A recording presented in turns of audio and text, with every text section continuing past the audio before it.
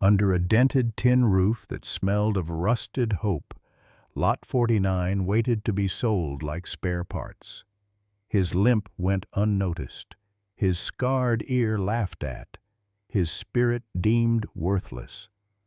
Until Jonas Hale ex-army, ex-everything wandered in looking for scrap metal, not salvation. One heartbeat, one silent exchange across the crowded pen.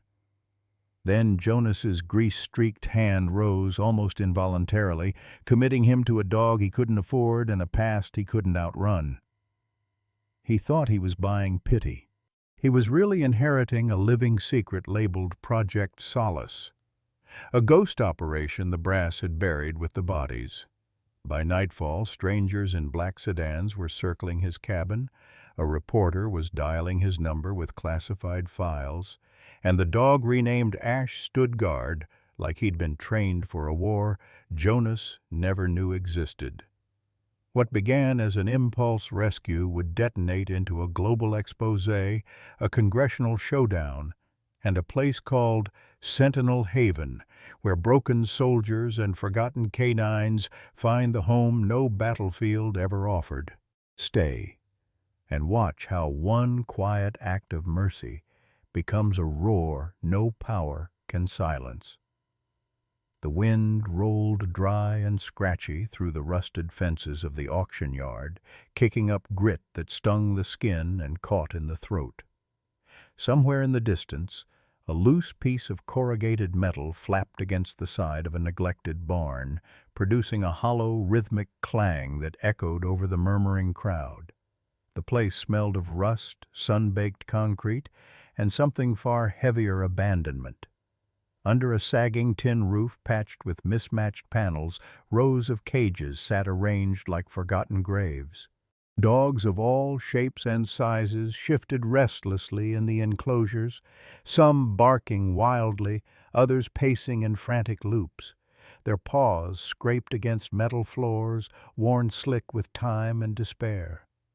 Occasionally, a potential buyer paused, sometimes to observe, sometimes to prod through the bars with a stick, and then moved on without a second glance. But in the farthest corner of the barn, under the shadow of a broken overhead light that flickered like a dying heartbeat, lay Lot 49. He didn't bark, he didn't pace, he didn't even lift his head. The German shepherd lay curled near the edge of his cage, ribs visible beneath a patchy coat of matted fur. One hind leg was stretched oddly, slightly twisted at the hock, giving away the presence of an old injury. His left ear was torn near the base, the scar healed but jagged, and his eyes, those unmoving, deep-set, shuttered eyes, were fixed not on anything in the room, but somewhere far away, a place only he could see, a time no one here would understand. A faded paper tag hung from the rusted bars of his enclosure, Lot number 49, male, unknown, age, no history, as is. He wasn't just unloved, he was unwanted. The auctioneer, a balding man with a thick belt and a cracked voice, stood near the center with a clipboard under his arm. His speech was rehearsed, mechanical. His words tripped over one another in a monotone shuffle as he pointed to each pen. Lot 12, purebred retriever pup certified. Lot 33, female hound, 3 years old. Lot 49, injured male shepherd. No papers. Do I hear 20? No hands went up. A kid whispered to his dad, "Why's that one just lying there?" The father replied without looking, "He's done. Probably broken." Somewhere near the back, someone chuckled cruelly. "Might as well be glue." The auctioneer gave the cage a cursory glance. "All right. Moving on." Dust swirled near the entrance as the doors creaked open again. A tall man entered, sleeves rolled to the elbows, grease stains etched into his knuckles like old war paint. His boots were worn, soles thin. His hair hung just over his brow in a tangled mess of dark curls. He stood still for a moment, squinting into the barn as if unsure why he was there. His name was Jonas Hale, and truth be told, even he didn't know why he'd come. He hated places like this. Detached places, full of forgotten things and people pretending not to care. He was only supposed to be passing through, looking for parts at the salvage yard nearby. But something had nudged him to follow the gravel road that curled toward the auction like a memory he hadn't meant to revisit. As Jonas stepped past the rows of cages, he kept his gaze low, his shoulders slightly hunched. He didn't stop at the barking dogs or the ones pawing for attention. They didn't move him. He wasn't there to rescue anyone. Not anymore. And then he saw him, in the corner, under the dying light. Lot 49. The world seemed to narrow for a breath, sound, movement, everything blurred around the edges until only the cage remained. Only the dog, and those hollow eyes that hadn't blinked since he'd entered. Jonas didn't move at first.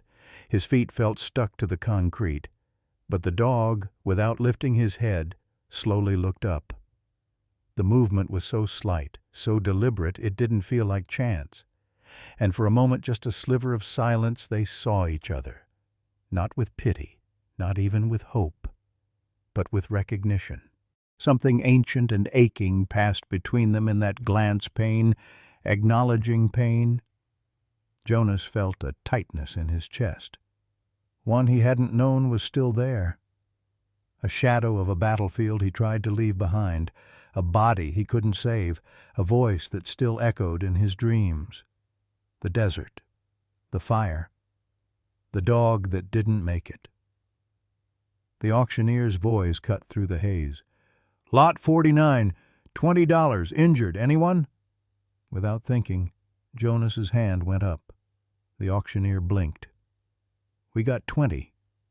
Do I hear 25? Silence. 20 going once, going twice. The sound of the gavel was almost apologetic. Sold to the quiet man in the back. No one clapped. No one cared. The auctioneer scribbled a note and waved him over. The transaction took less than 30 seconds. No name, no background, just a man and a number. As Jonas stepped toward the cage with the key in hand, his fingers trembled.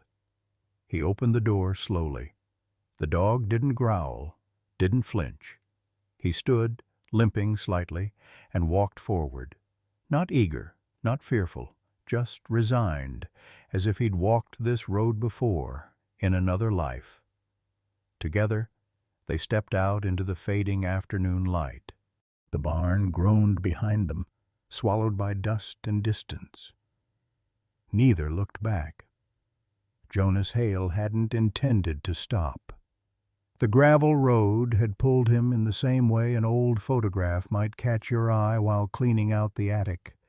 Unexpected, uninvited, but impossible to ignore. He had driven past the turnoff at least twice, debating with himself before the ache in his chest grew stronger than reason. His truck creaked as it pulled into the makeshift lot outside the auction barn, tires crunching on bone-dry gravel. Dust clouded up around him like memory. He stepped out slowly, work boots meeting the ground with a muted thud. Grease still clung to the lines of his hands from hours spent salvaging parts at the scrapyard that morning. His sleeves were rolled to the elbows, exposing forearms streaked with oil and sunburn. There was a wrench in the passenger seat he hadn't bothered to put away. He wasn't dressed for a rescue. He wasn't dressed for anything. He'd stopped because something told him to. The barn was dim inside, lit by flickering bulbs that cast dull halos over rows of wire cages. Heat clung to the air like a second skin. The smell iron, hay, and the bitter scent of urine was a punch to the gut. It reminded him of places he'd worked so hard to forget, places filled with containment, with waiting, with silence. Voices murmured here and there, detached and transactional. Lot, 22 young male, good hips. Lot 31 training potential. Jonas drifted through the rows like a ghost, hands tucked into his pockets, jaw tight. He didn't stop to look at the dogs that barked for attention or wagged their tails through the bars. They were all reaching, wanting something. But the one that caught his eye didn't move at all. Lot chapter 49. In the far corner. He saw him before he meant to. The dog was still, so still, it took a moment to realize he was alive. Laid flat on the cold metal floor, ribs showing, one ear half torn. A chain-link shadow sliced across his body, where light from the ceiling hit the bars. His fur was dull, coated with dust and time. But it was the eyes, those damn eyes, that stopped Jonas where he stood. They weren't watching anyone, they weren't pleading. They were just there, empty, heavy, familiar. Jonas had seen those eyes once before, in a broken mirror. In the reflection of his own after that final medevac, when the body count stopped being numbers and started being names, when silence became the only thing that didn't feel like a lie. He took a step forward, then another. The dog didn't stir, but slowly, as if pulled by something deeper than instinct, he looked up, just barely. Their eyes met, and in that single, impossible moment something cracked in Jonas's chest. There was no wag of a tail, no bark, no whine, only stillness, only a flicker of recognition. Pain, recognizing pain. Jonas felt like his lungs stopped working. His hands trembled slightly, barely noticeable, but he felt it. He hadn't come here for this. He didn't even like going near dogs anymore. Not since... No. He didn't go there. Not in his head. Not in his heart. The auctioneer's voice rang out again, flat and indifferent. Lot 49, male, no background, injury noted. Do I hear 20? Silence. No one moved. The room kept breathing, indifferent. Jonas didn't think. He didn't plan. His hand lifted, almost like it belonged to someone else. 20, the auctioneer called. Do I hear 25? Nothing. Just a cough in the corner. A fly buzzing near a rusted fan. Going once, twice, sold. That was it. No congratulations, no clapping hands or approving nods, just the sound of a pen scratching paper. Jonas blinked like he'd just woken up. He didn't remember moving, didn't remember lowering his hand. The auctioneer was already handing him a slip-cheap cardstock, the kind that curled when wet. He stared at the words, Lot 49, paid, transfer complete. That's what it said. But it didn't feel complete, not even close. Jonas walked back toward the cage, keys rattling faintly in his hand. His boots echoed dully on the cement. The world felt too quiet. Every step rang with something he couldn't name. As he reached the gate, the German shepherd didn't shift. He just watched, not afraid, not hopeful, just waiting. Jonas crouched, unlocking the door with fingers that had turned stiff. The hinges groaned softly. For a second he expected the dog to bolt, to resist. But he didn't. Ash, though Jonas didn't know that name yet, rose to his feet slowly. Limping, yes, but dignified, as if every bone in his body remembered a mission, remembered what it meant to follow. He stepped past the gate with no hesitation, like he'd done it before, like he'd been here before. Jonas held the door open, and the dog passed through, brushing against his leg just briefly, barely a touch, but enough to make Jonas's throat tighten. Together they walked toward the truck in silence. And somewhere in the back of Jonas Hale's fractured heart, something old and rusted began to shift. Not healing yet, not even close, but it moved. The truck's door groaned open like an old man with too many stories in his bones. Jonas exhaled slowly as he climbed behind the wheel, watching as the German shepherd hesitated by the passenger side. The late afternoon light cast long amber shadows across the gravel lot, the air thick with dust and that strange stillness that settles after a choice you didn't mean to make but couldn't undo. The dog didn't need coaxing. He looked once at Jonas, then stepped up into the truck like he had done it 100 times before in a different life. No sniffing, no circling. He just curled tightly onto the passenger floorboard, spine pressed against the metal wall like he was trying to disappear into it. Jonas didn't start the engine right away. The keys dangled from his hand, his thumb idly tracing the grooves. Silence filled the cab. Not the awkward kind, but the weighty kind, the kind that hums with things unsaid. The dog hadn't made a single sound since leaving the barn.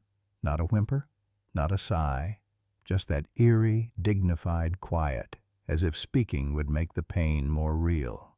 Jonas stared at the windshield, its surface streaked from an old wiper blade and the remnants of bugs long gone. The world outside seemed stuck in a sepia filter dull and waiting. He swallowed hard and looked down. The dog's eyes were half closed but alert, trained not on Jonas but on the space just past his boots, always watching, always calculating. Jonas cleared his throat, voice scratchy from dust and doubt. "Well," he muttered, "guess it's just us now." The dog didn't move. Jonas scratched the back of his neck. "You got a name?" Nothing. He tried again, casual, almost offhand. "Max?" No flicker, no twitch. "Buddy?" Still nothing. "Scout?" Not even a blink. Jonas let out a slow breath, thumb tapping against the steering wheel now. "Figures." The silence wrapped around them again like a blanket woven from all the things that had gone wrong in their separate lives. Jonas felt the weight of the keys in his hand again, and this time he turned them. The old truck coughed once, then rumbled to life with a wheeze and a growl. Dust kicked up around the tires as he pulled out onto the winding road that led back into the hills. The sky had begun to bleed gold and rust along the edges. Trees lined the road like tired sentinels, their branches swaying in the late breeze. The hum of the tires over gravel was the only rhythm between them. Jonas glanced sideways, not at the dog, but at the space where he curled. Still, unmoving, tucked in like he was bracing for something. Something about that posture, it gnawed at Jonas. Not fear, resignation. He'd seen that look before, not in dogs, in men broken by war who didn't talk much anymore, who flinched at the wrong sounds and slept with their backs to the wall. Men who stopped hoping the world would make sense again and just started waiting for it to end. Jonas's jaw tightened. The steering wheel creaked under his grip. He thought of the last time he sat in a truck like this with a dog beside him. The desert sun had been blinding, the heat punishing. But the K9 in the seat next to him, then Cinder, had been alert, tail thumping gently against the doorframe, eyes scanning for the next threat, the next mission. And then, the flash, the roar. The sand lifted into fire. The blood on the dashboard. Cinder had saved him, died doing it. And Jonas had come home, breathing but broken. He hadn't let himself near another dog since. Couldn't, wouldn't, until today. His throat thickened as he reached down, not to touch the dog, but to acknowledge him, quietly, respectfully. "You're not like them, are you?" he said softly. "You've seen it too." Still no response. Jonas returned his eyes to the road, but the silence felt a little less sharp now, a little less cold. The truck jolted slightly over a pothole, and the dog's ears flicked back. Jonas caught it. Subtle, controlled, but real.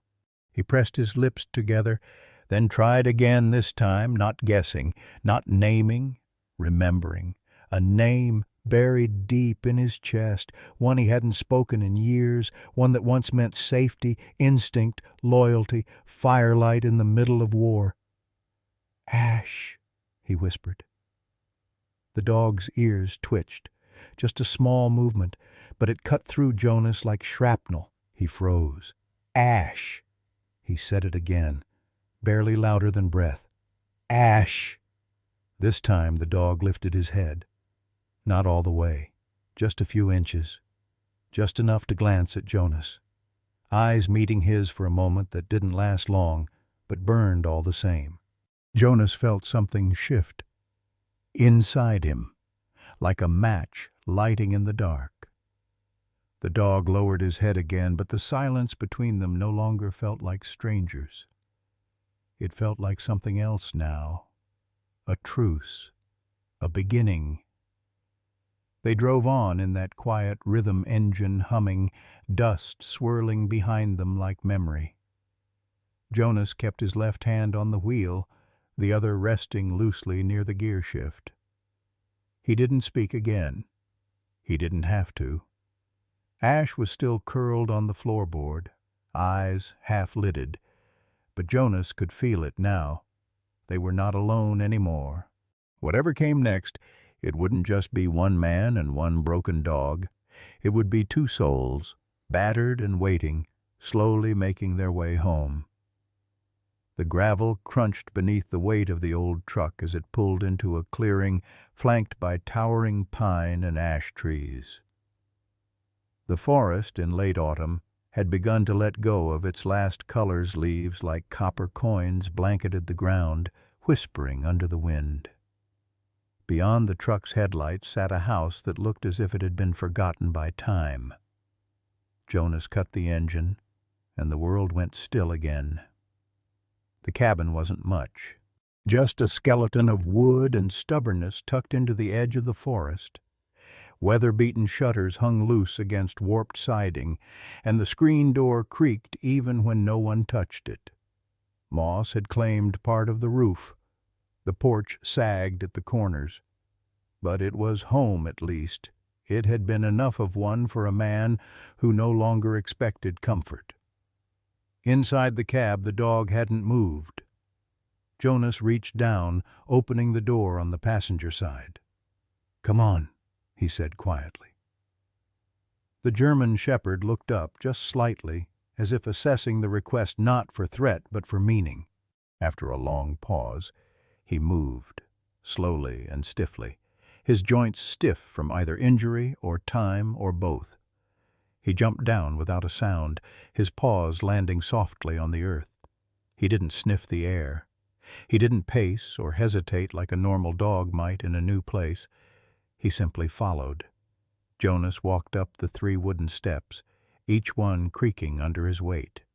He held the screen door open, watching as the dog stepped across the threshold without pause, without curiosity. No tail wag, no wide-eyed sniffing. Just a quiet presence, passing through an unfamiliar doorway, as if he'd done it 1,000 times before. Jonas stood there for a moment, door still in hand, watching the dog move inside like a shadow returning to a familiar room. He felt the old ache stir in his chest again. The inside of the cabin was dim and quiet. The air carried a scent of pine, old wood, and ash from the fireplace that hadn't been used in days.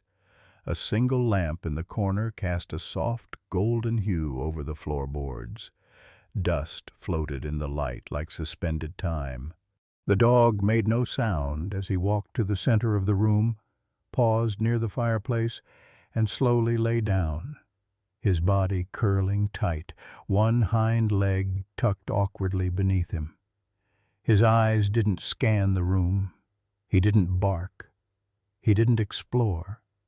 He just rested his head on his paws and stared at nothing. Jonas set the door to latch behind him and walked to the small kitchen. The floor creaked beneath every step. He opened the cupboard above the sink and pulled out an old metal bowl, its edges dented from years of use. He filled it with water, setting it near the fireplace.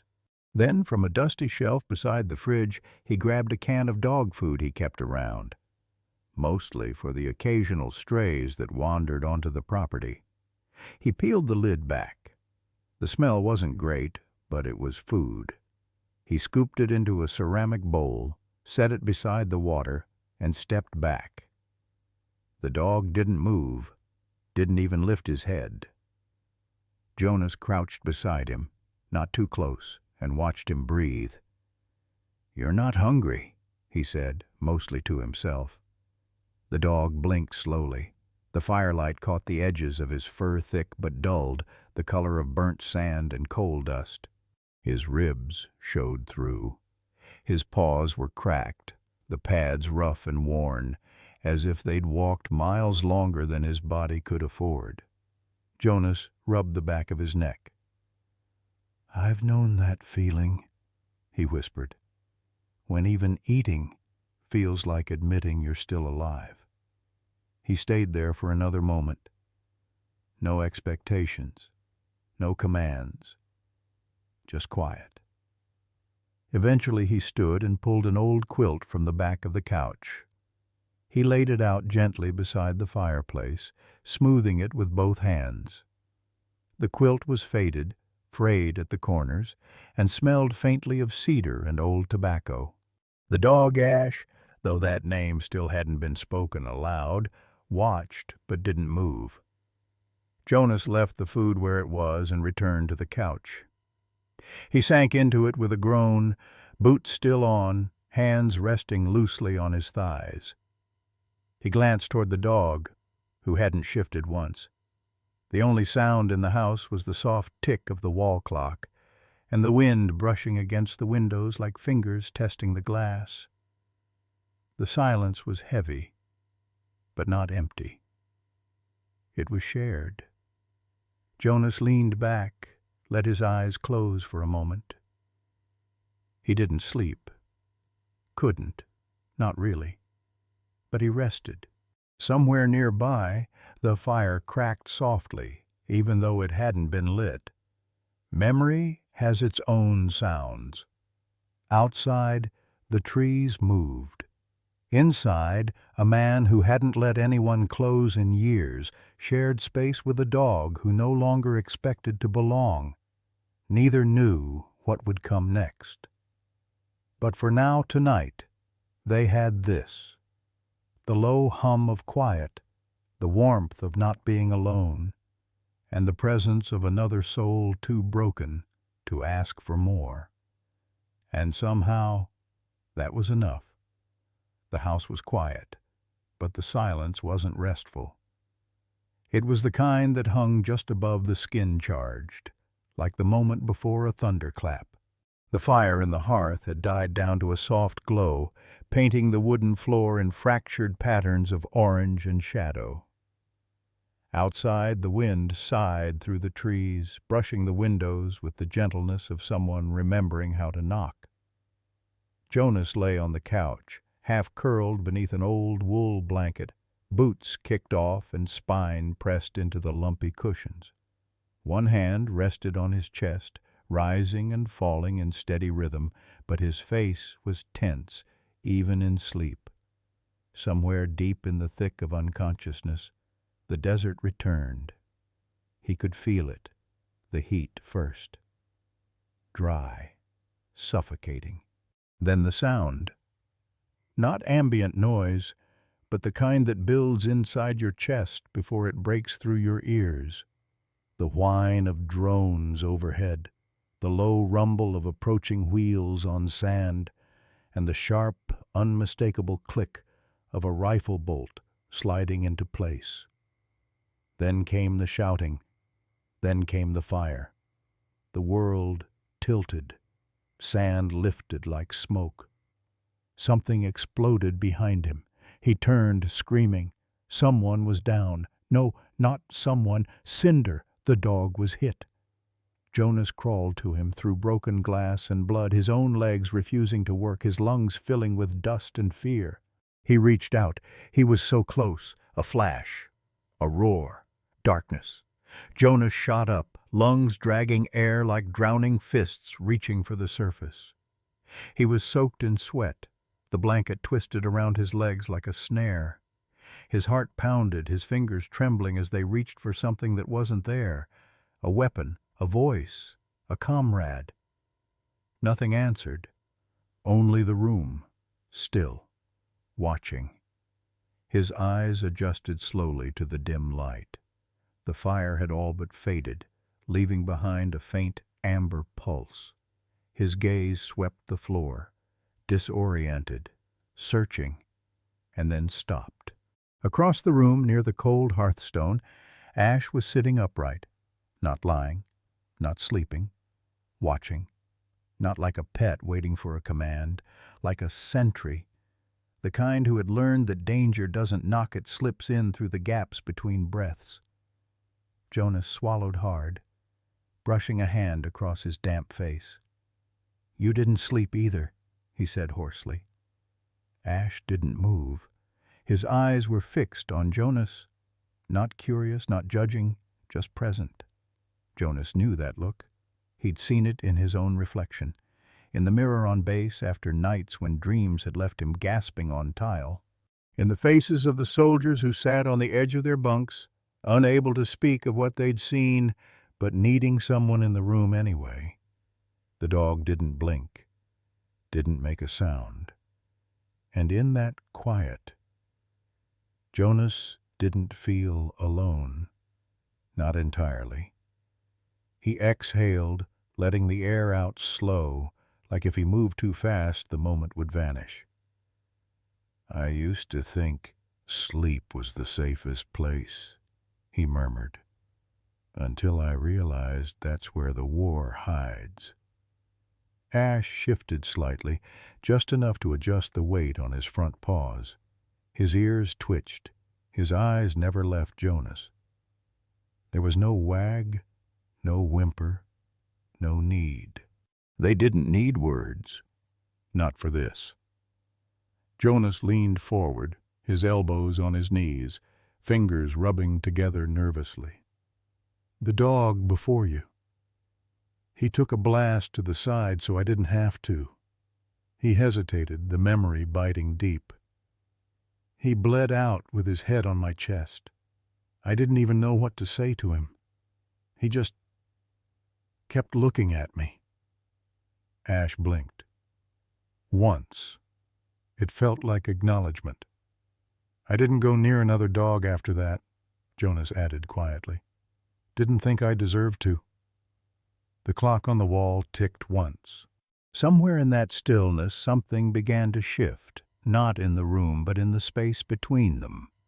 The kind of shift that happens not because trust has been earned, but because understanding has been silently exchanged. Two beings, two different species, but the same haunted rhythm beating inside their chests. Jonas stood slowly, his legs stiff. He crossed the room without thinking and sat on the floor a few feet from Ash. The dog didn't move. His posture remained alert but not defensive. Jonas didn't reach out. He didn't try to close the distance. He just sat there, letting his body feel the floor, the cold, the presence of something that had stopped pretending to be normal. The room stayed still, not empty, just honest. Minutes passed, or maybe more. Jonas didn't care. The storm inside him had quieted. just a little, not gone, but seen. Ash lay down again, his front paws stretching forward, his body curling slightly, but this time his eyes remained on Jonas. And Jonas, for the first time in too long, allowed himself to be seen. They stayed like that for the rest of the night. No nightmares. Just the quiet hum of breath and the presence of someone who didn't need fixing to be needed. The mornings came slowly in the forest. Sunlight had to wrestle its way through the pines, slanting and broken shafts, filtered through needles and mist. The house creaked awake one groan at a time, but the porch was always the first to stir. Or rather, Ash was. He was there every dawn, sitting still, always facing the tree line, not curled for warmth, not sprawled like a dog at rest. Stationed, his posture straight, ears high, nose twitching faintly with the wind. He didn't bark, didn't whine, didn't ask to go in. He simply watched, like the woods owed him an answer, or a memory. Jonas noticed. He didn't say anything at first, just poured his coffee each morning and leaned in the doorway half awake, observing the quiet silhouette on the porch as if he might decipher it one day. 3 days passed like that. By the 4th, Jonas brought a second mug of coffee out with him, placed it on the floor beside Ash, not because he thought the dog would drink it, but because it felt wrong to have something and not offer. Ash didn't flinch, didn't sniff, didn't move. Only his eyes flicked toward the cup for half a breath, then returned to the tree line. "Heard a lot of dogs bark at deer," Jonas murmured. "You don't strike me as the type to waste noise." He didn't expect a response. He didn't get one. But he saw it, that brief tightening of the dog's shoulders, like a coiled wire remembering it's alive. Later that afternoon, Jonas took a walk around the house, tools in hand, planning to patch a gap in the back fence. Ash followed, but not like a pet. Not like a shadow, either. Like a partner. Jonas stepped through the side door. Ash flanked the opening, paused, then moved through low and slow, nose tilted, scanning right. When they reached the corner of the shed, Ash paused again, ears swiveling before circling wide, checking the blind spot behind the stacked wood. It wasn't chance. It wasn't curiosity. It was training. "Jesus," Jonas muttered under his breath. "You clear corners better than half the guys I served with." Ash didn't react, didn't wag, didn't make a sound. He just resumed his position, always 5 steps ahead, always watching. Jonas let the hammer rest on his belt, rubbing his jaw with the edge of his glove. "Who were you before this?" That night, while sorting through a drawer of mismatched batteries and bent nails, Jonas found something unexpected. An old tennis ball, half deflated, soft from years of sun and teeth. He brought it out to the porch where Ash sat, still facing the darkening woods. "Here," Jonas offered. "Don't tell anyone, but I used to be decent at fetch." He gave the ball a gentle toss, just far enough to land by Ash's front paw. Nothing. No look, no sniff, no muscle twitch. Ash didn't move, didn't even acknowledge it. It was like throwing a memory into a void. Jonas bent slowly, picked up the ball again, bounced it in his palm. "You don't play, huh? No tail wag, no goofy bark, no chasing sticks like it's the best thing in the world." He trailed off, his eyes settling on the dog. Ash's stillness wasn't laziness. It wasn't detachment. It was discipline. The kind that isn't taught for fun, but for survival. Jonas exhaled, low and long. He sat down beside Ash, the wooden porch cool against his back. The dog didn't look at him, but his ears swiveled slightly, listening. "I knew a guy," Jonas began. Had a German shepherd in Iraq. Name was Rook. Wouldn't play either. Wouldn't even lie down unless someone told him it was safe. He glanced sideways. You remind me of him. Ash blinked once. No more? The woods rustled. A squirrel darted through fallen leaves. A branch cracked somewhere in the distance. Ash didn't flinch, didn't chase, didn't move. Jonas leaned his head back against the wall, the silence pooling between them. I keep trying to treat you like a dog, he said finally. But maybe you're more than that. The stars began to rise, dim and slow, behind a haze of early summer fog. Ash didn't follow them with his eyes.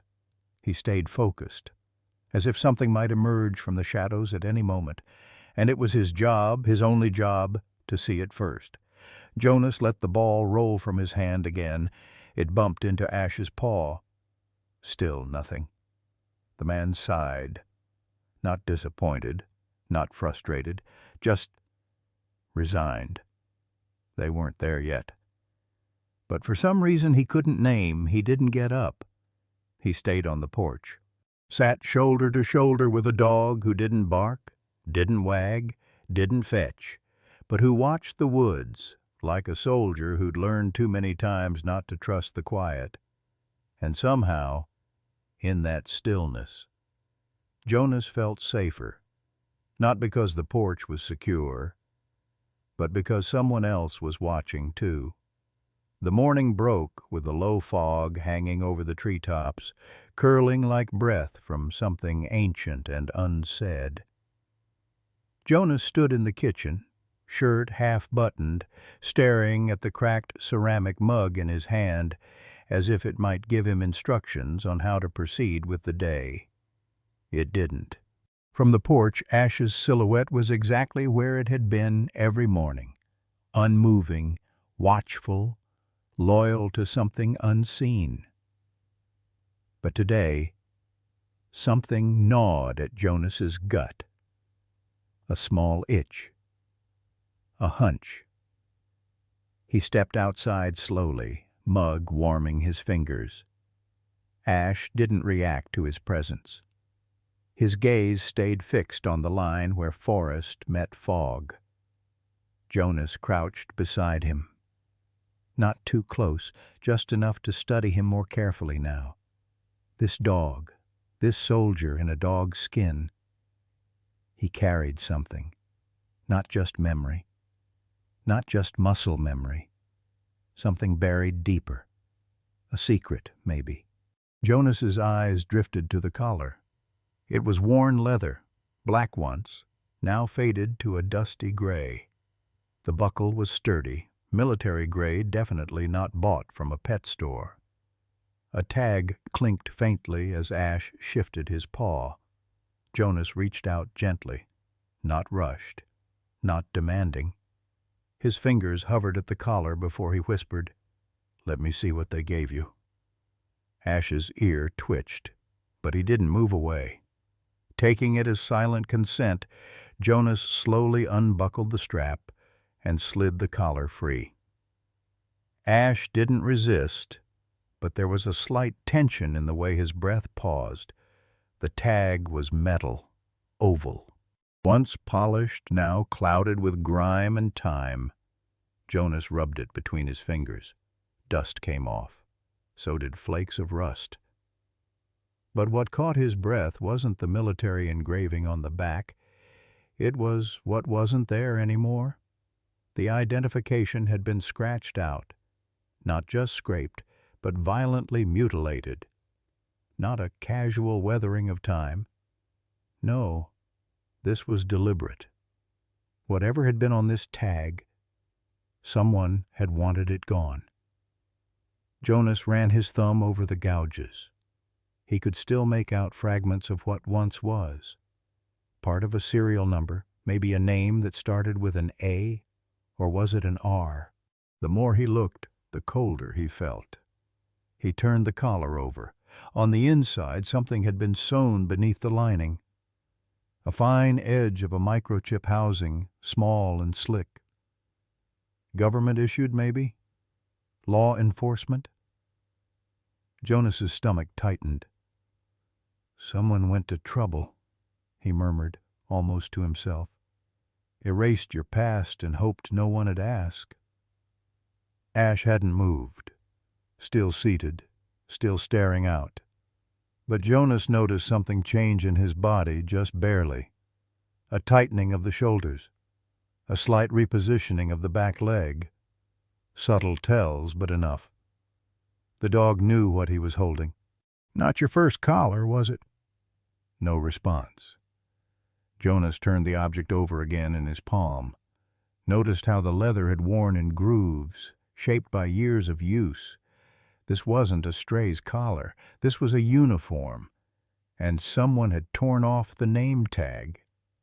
A breeze lifted the edges of Jonas's flannel shirt, carrying the sharp smell of pine sap and damp earth, but it was the metallic tang of the collar that lingered in his hands. He looked at Ash again, slower this time. Measured. Not just a dog, not even just a retired canine.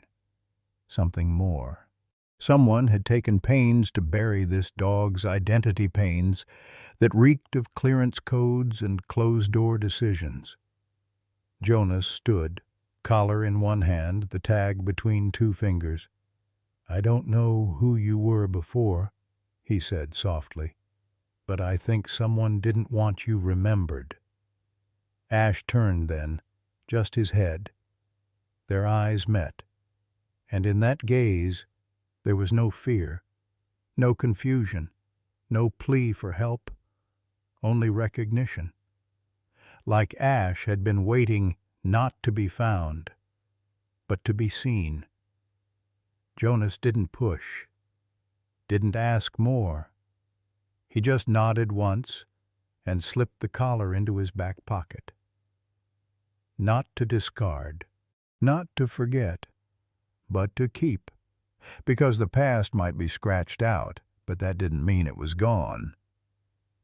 He reached down, laid his hand gently on Ash's shoulder. You're not wearing that anymore, he said. Not until we find out why.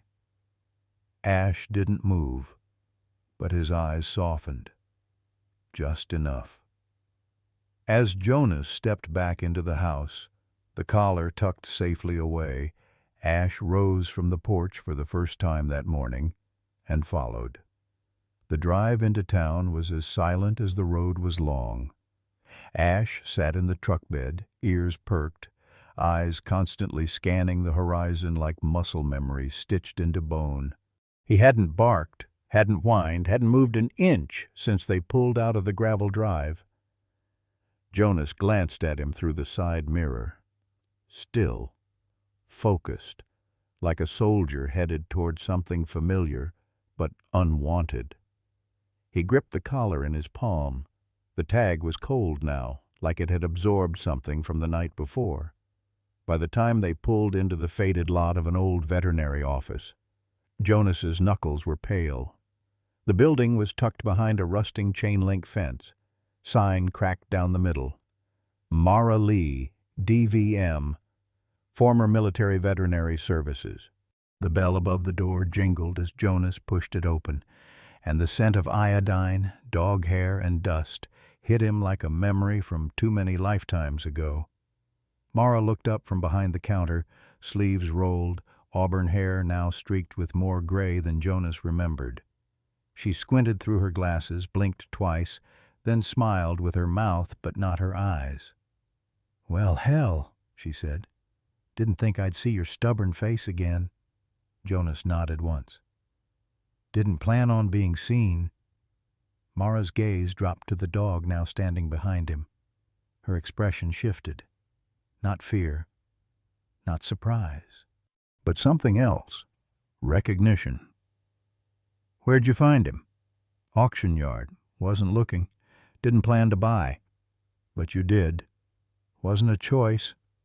She stepped around the counter slowly. "That one's not a shelter mutt." "I know." Jonas pulled the collar from his pocket and held it out like a relic.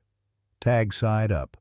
Scratches, gouges, the violent erasure catching the room's soft light. Mara's breath caught. She took it with care, like touching a wound. Then, without a word, she motioned him into the back room. They passed through faded posters and dusty shelves until they reached an old exam table covered in a flannel sheet. Mara flicked on a worn overhead lamp and gestured for Ash. To Jonas's surprise, the dog stepped forward. No leash, no command, just trust. As Mara ran the handheld chip scanner along Ash's neck, the device blinked red once, then yellow, then flickered uncertainly. "Signals degraded," she murmured. "Unit might be compromised." She adjusted the angle, tried again. Beep, then silence. Then a slow stream of numbers scrolled across the screen, fragmented, as if being pulled from underwater. Mara frowned. Her lips moved as she read, brow furrowed in mounting confusion. Then she whispered, "Rook." Jonas shifted. "What?" She turned the device so he could see. Name, Rook. Status, restricted. Ownership, private linked program. Operation Solace. Access level, redacted. Jonas stared at the words, but they didn't settle right.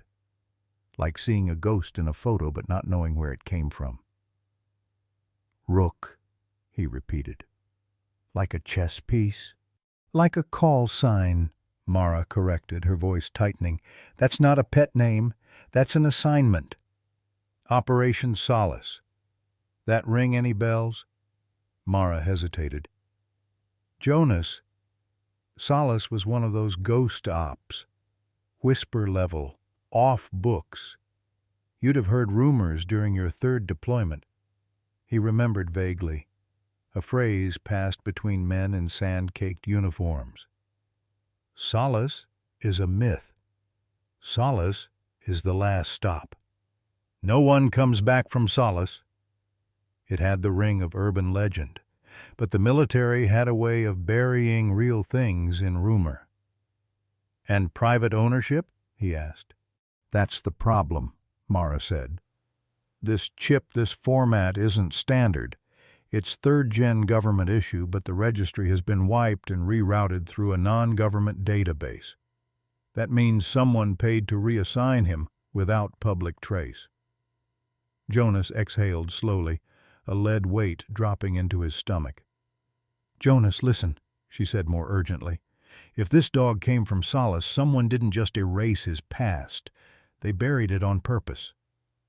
He looked down at Ash now, sitting quietly, eyes on the door, like he already knew this conversation was coming. "Can you dig deeper?" Mara's eyes darkened. "Not without pinging the wrong server. If I try to open the restricted tag, I might alert whoever owns that registry. And I have no intention of waking that beast." Jonas nodded grimly. "You still have friends in D.C.? "Some. But if I ask about Solace, they'll ghost me." Jonas rubbed the stubble on his chin. "Then don't ask. Just keep this between us." Mara hesitated, then nodded once. "But Jonas, whatever this dog was trained for, whatever he's been through, it wasn't for parks and fetch." He looked at Ash. The dog looked back, unreadable but unwavering. "Yeah," Jonas whispered. "I'm starting to understand that." The drive back was heavier than the ride in. The collar sat on the passenger seat like a loaded weapon. Ash rested behind him in the bed of the truck, upright but unmoving still, watching the horizon like the ghosts he carried might rise from the road itself. Jonas's mind wouldn't quiet. Rook, Operation Solace, private registry, redacted, words that didn't belong in a dog's history. He parked the truck beside the cabin as dusk bled into the sky, the kind of dusky amber that made the world feel older, like time was folding in on itself. The trees surrounding the house rustled in that particular way-wind or warning, he couldn't tell. Ash jumped from the bed with practiced grace, made no sound as his paws met the gravel. He walked the perimeter before Jonas even reached the porch. Tactical, trained, like something that had once been a weapon. Jonas stepped inside, set the collar on the kitchen table, and stared at it for a long moment. The etched metal glinted dully, no longer anonymous. It had a name now, a shadow attached. He reached for the ancient flip phone in the drawer. It still worked, barely. 2 rings. "Mara," he said as soon as she answered. There was a long pause on the other end, followed by a quiet sigh. "I figured you'd call." Jonas didn't bother with preamble. What the hell was Solace? Her voice shifted, firmer, lower. That name was never supposed to surface again. Mara. She didn't answer right away. He could hear her fingers fidgeting with something pen-cap, maybe. A tell from the old days. "I don't know everything," she said finally. "But I know Solace wasn't just a program. It was a containment." "Of what?" "Of mistakes." Her voice grew quieter. "They took the broken ones, Jonas. Not the dogs that failed training, the ones that passed too well, that learned too fast. That didn't just obey, they anticipated." Jonas sat down hard on the edge of the kitchen chair. The creak of wood sounded like something breaking. "And they tested them. Modified diet, sleep deprivation, trauma exposure, behavioral acceleration. Some rumors even said neurological implants, biometric feedback loops." "That's illegal." "That's classified." He swallowed. "You saying this dog was part of that?" "I'm saying you bought a piece of something they tried to bury," Mara said. "And if he's chipped under that registry, it means someone with deep pockets tried to bring him back online, then for whatever reason dumped him when they couldn't control him." Outside, Ash sat again on the porch, watching the tree line, chest rising and falling in slow, even rhythm. But there was something tense in the way his ears flicked, as if he too remembered a name he was never meant to hear again. "I don't get it," Jonas whispered. "Why erase the records but leave the chip active?" Mara's voice dropped. "Maybe someone wanted him to resurface, or maybe they just underestimated how far he'd go to survive." Jonas stood and started pacing, phone tight against his ear. The old floor groaned under his boots like it wanted to speak too. "He doesn't act like a normal dog. He clears corners, sleeps light, doesn't play, doesn't bark." "That's because he was never meant to be just a dog," she said. "He was trained to be a sentinel, a ghost, a weapon that doesn't ask questions." Jonas stopped in front of the fireplace, knuckles white against the stone. "He's broken." "No," Mara corrected. "He's aware. There's a difference." The line crackled slightly as a silence bloomed between them. Then Jonas asked what had been clawing at the back of his mind since the auction yard. "Why do I feel like I know this?" Mara hesitated. "Because you do." He closed his eyes. Heat pooled in his chest like an old engine sputtering back to life. "You were in the northern corridor during your second tour, right?" she continued. "Yeah." "You ever hear about the convoy that never came back? Bravo unit out of 7th Recon.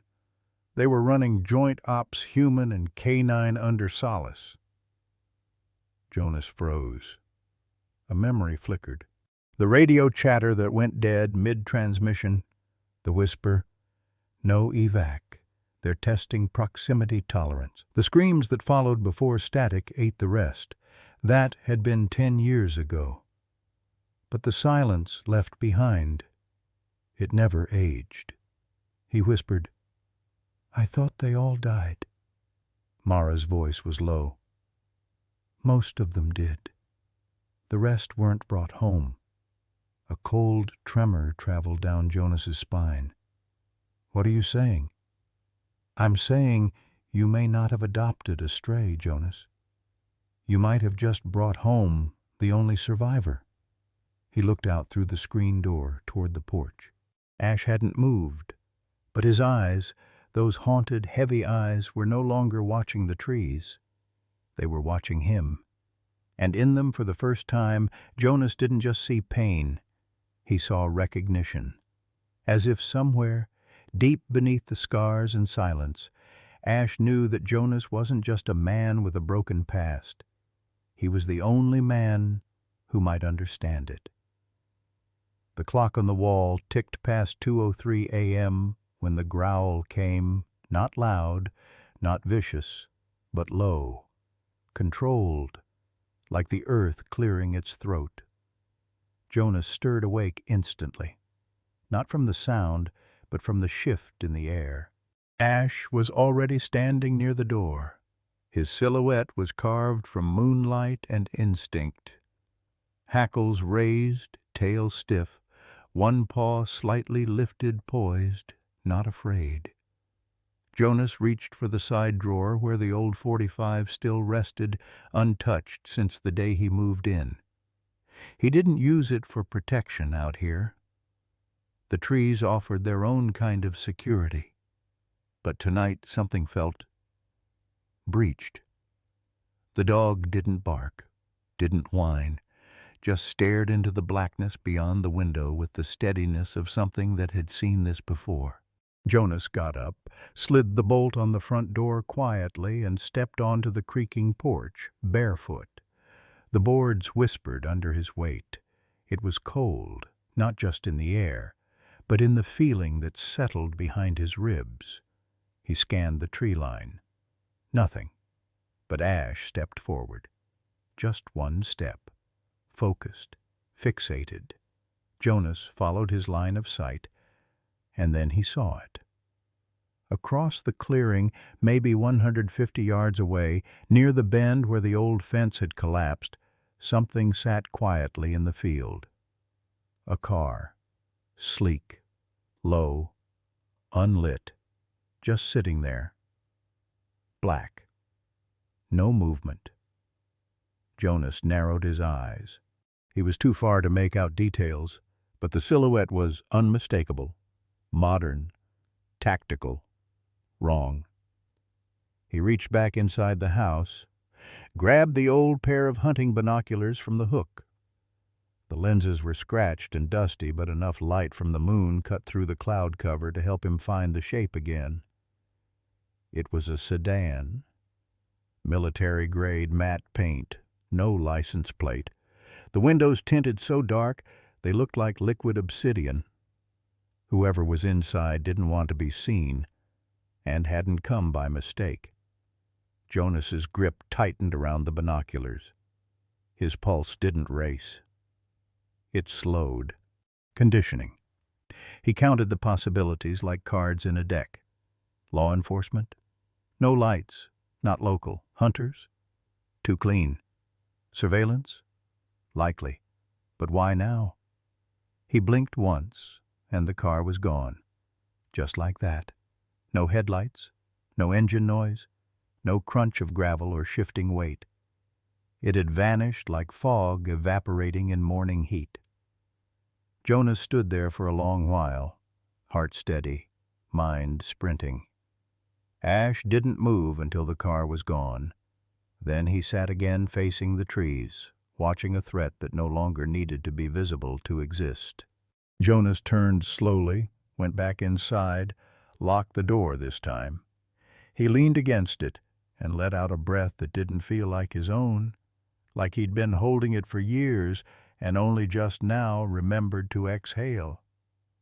Ash padded back to the fireplace, but didn't lie down. He stayed seated, head up, ears twitching. Silent sentinel once more. Jonas looked over at the dog, their eyes meeting in the kind of quiet that didn't need words. "You knew," he said softly. Ash blinked once. Not a reaction, a confirmation. Jonas crossed the room, sat beside the hearth, and let the warmth from the fire wrap around his thoughts. But they stayed cold. He thought about Mara's voice from the day before. "You might have just brought home the only survivor." He thought about the chip, about the way Ash had looked at the tree line every day like it was a border he'd crossed too many times in dreams. And now someone had come looking, or watching, or both. He leaned forward, elbows on his knees, eyes fixed on the flickering flame. "You were never meant to go missing," he murmured, voice like gravel. Ash didn't respond. But Jonas didn't need him to, because in that firelight something clicked in the space between them. A shift, not trust, not yet, but a reckoning. Something had found them.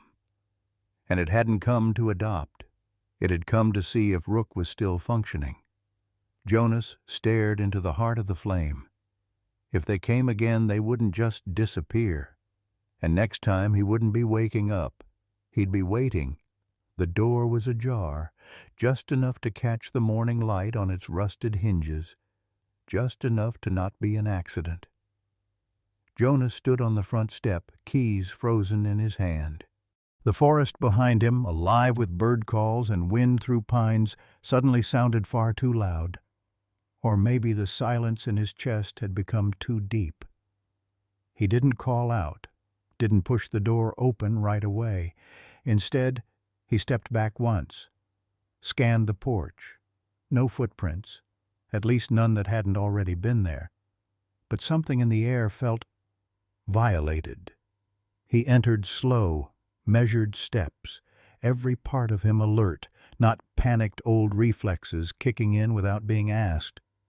The house smelled wrong, like sweat and old steel, and fear. The kitchen chair was knocked over. Ash was nowhere in sight.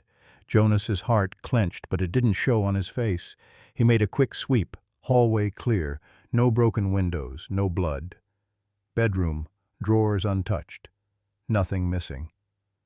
Living room, a lamp was crooked, but the TV, ancient and unplugged, was still there. His grandfather's hunting rifle still mounted, his maps unrolled across the small desk. Nothing was missing, nothing but... He turned toward the hook by the fireplace, where Ash's old collar had been. Gone, the leather strap, the scratched, half-erased chip tag, the worn metal ring that used to jingle faintly when Ash moved at night. Gone. Jonas stood very still. The fire in the hearth had long gone out, but a different kind of heat now simmered under his skin, low and cold. Ash stepped out from behind the couch, silent, unhurt, but his eyes were sharp, focused. He had seen, he had not stopped it. And Jonas understood. Whoever came hadn't come to kill. Not yet. They had come for proof. Ash sat, tail still, body squared like a soldier on post. Jonas knelt beside him, looking into those storm-dark eyes. "They took it," he said softly.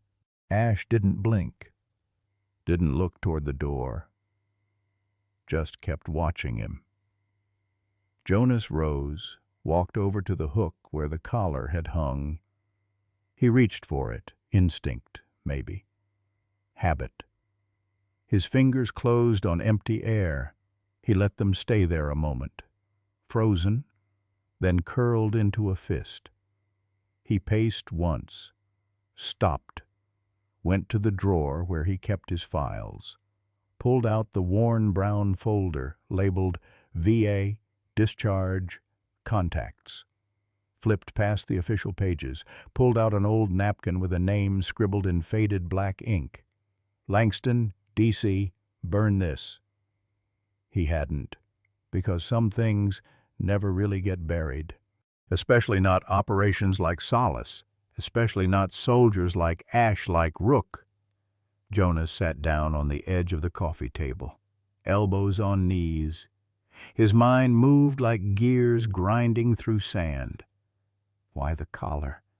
Why not take the chip itself? Unless they already scanned it. They already knew. He looked up, met Ash's gaze. Something passed between them in that moment, not warmth. Not yet, but agreement. They weren't going to wait anymore. Jonas stood and grabbed his jacket, paused by the doorway, hand on the frame, looked back one last time at the empty hook by the fireplace. It was such a small thing, a strip of leather, a metal chip, but it had carried identity, history, and whoever took it hadn't just wanted to erase the past. They wanted to own it, and now he wanted to understand why. Ash walked to his side. No leash, no command, just presence, like he already knew where they needed to go. Jonas exhaled long and slow, then opened the door, not with caution this time, but decision. Something had been taken, and now something had been awakened. The knock on Jonas's door came just after sundown, not loud, not urgent, just firm. Ash, already alert on the porch, let out a low growl before going still, ears pricked, body tense like a drawn bow. Jonas stood in the kitchen, hand instinctively brushing the revolver tucked in the drawer. He didn't draw it, just slid it closer, then walked to the door. He opened it halfway. A woman stood on the porch, holding a manila envelope in one hand and a press badge in the other. Brown leather boots, canvas jacket dusted with road salt, and eyes that looked like they'd stopped trusting people a long time ago. "Jonas Hale?" she asked. He didn't nod. She continued anyway. "My name's Camille Reed. I'm a journalist with Echo Dispatch. I drove 6 hours to find you. I'd like a word." Jonas's silence wasn't hostile, just measuring. Behind him, Ash shifted. Not threatening, but unmistakably present. Camille glanced at the dog. "That him?" she asked, voice lower now. Jonas's fingers tightened slightly on the door. "What do you want?" "I'm not here to make trouble," she said, "but I think the dog you brought home used to belong to someone I've been investigating." Jonas didn't move. So Camille stepped forward, not past the doorframe, but just enough to reach into her jacket. "Here," she said, handing over the envelope. "Just look." He took it without a word, slid the photo out, and the world stopped for half a breath. It was a black and white still, grainy, old military camo. A man crouched beside a German shepherd, with one arm draped over the dog's shoulders. The man was laughing, head thrown back, dust and sunlight everywhere. But the dog, Jonas stared, because the dog wasn't just similar. It was Ash, down to the faint white marking on the right ear. The same scar under the left eye, identical. Camille was watching him carefully.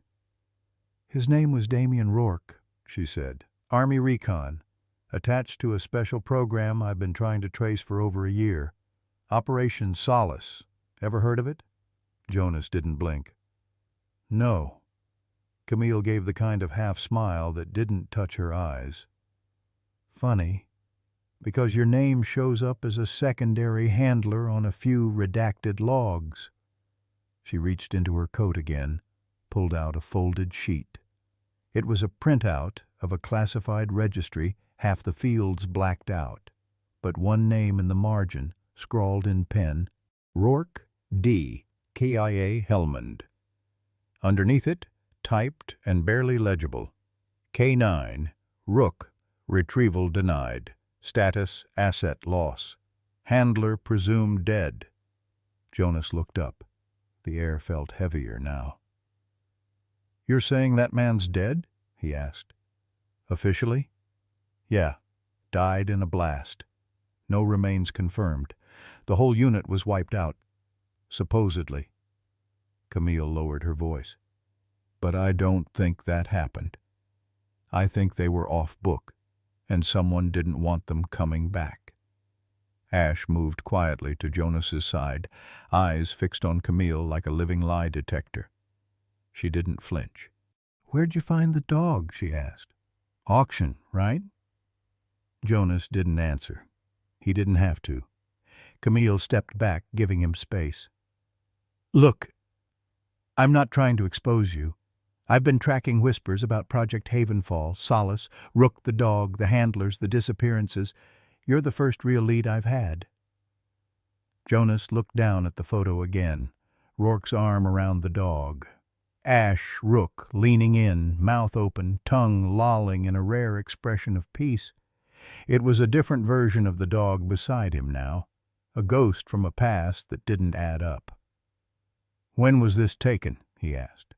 6 years ago, Camille replied. 2 years after Solace was supposed to have been dissolved. Jonas blinked slowly. The timeline was wrong. Ash would have been too old to move like he did, too conditioned to still be waiting. Unless time hadn't passed the way they said it did, unless someone had hidden Ash, moved him, erased him.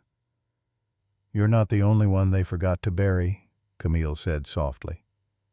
Jonas stared at the photo one last time, then folded it in half. "I need time," he said. Camille nodded. "I'll be in the area. Motel off Route 6. I'm not going to publish anything yet. But if I disappear, someone needs to know what's still alive out there." She stepped off the porch, pausing only once to glance at Ash.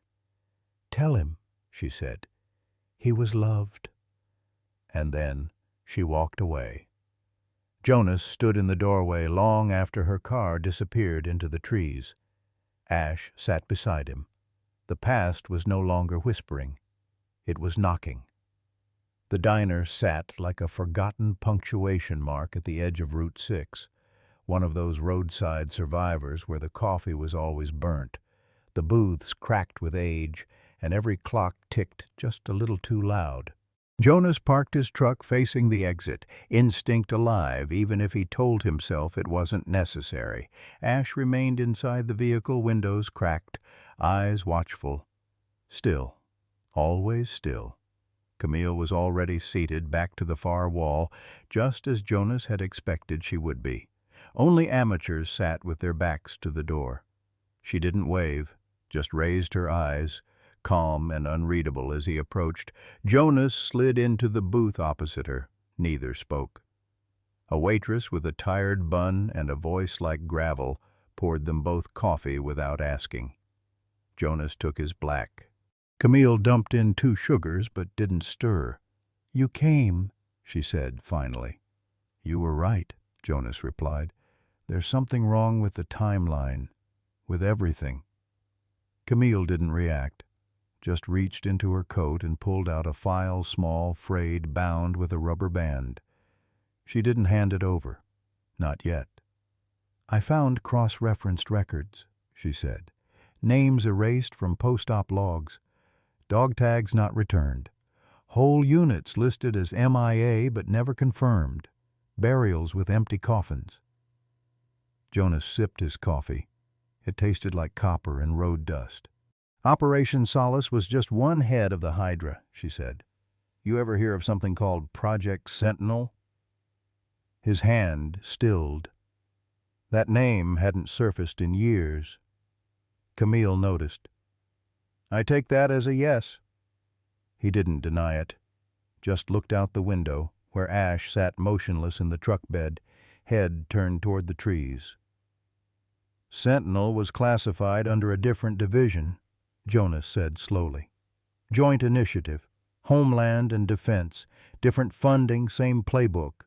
Dogs, soldiers, behavioral fusion, obedience without dependency, response without delay." Camille leaned in. "What happened to it?" Jonas's voice was flat. "It worked. Silence settled between them like ash. "I think Rourke was part of it," Camille said, "or bled into it somehow. Solace might have been a beta name. Sentinel was the umbrella." Jonas studied her. She wasn't guessing. She'd seen something. "Why are you doing this?" he asked. Camille's fingers tapped the rim of her cup. Once, twice. "My brother was in the 11th Logistics. He vanished 5 years ago. Officially, they said PTSD. Walked off base, never found. Unofficially, he filed a report 3 days before. Said something about handlers being handled. His last voicemail mentioned a dog named Rook." Jonas felt his chest tighten, but not from surprise. From recognition. Ash hadn't just vanished from the world. He'd been vanished. Camille slid the file across the table now. Jonas opened it. Inside were redacted documents, photos of kennel facilities with numbered gates, satellite imagery showing movement around abandoned military installations, one of them marked Facility K4, Redwood Basin, but it was the last page that made his breath pause.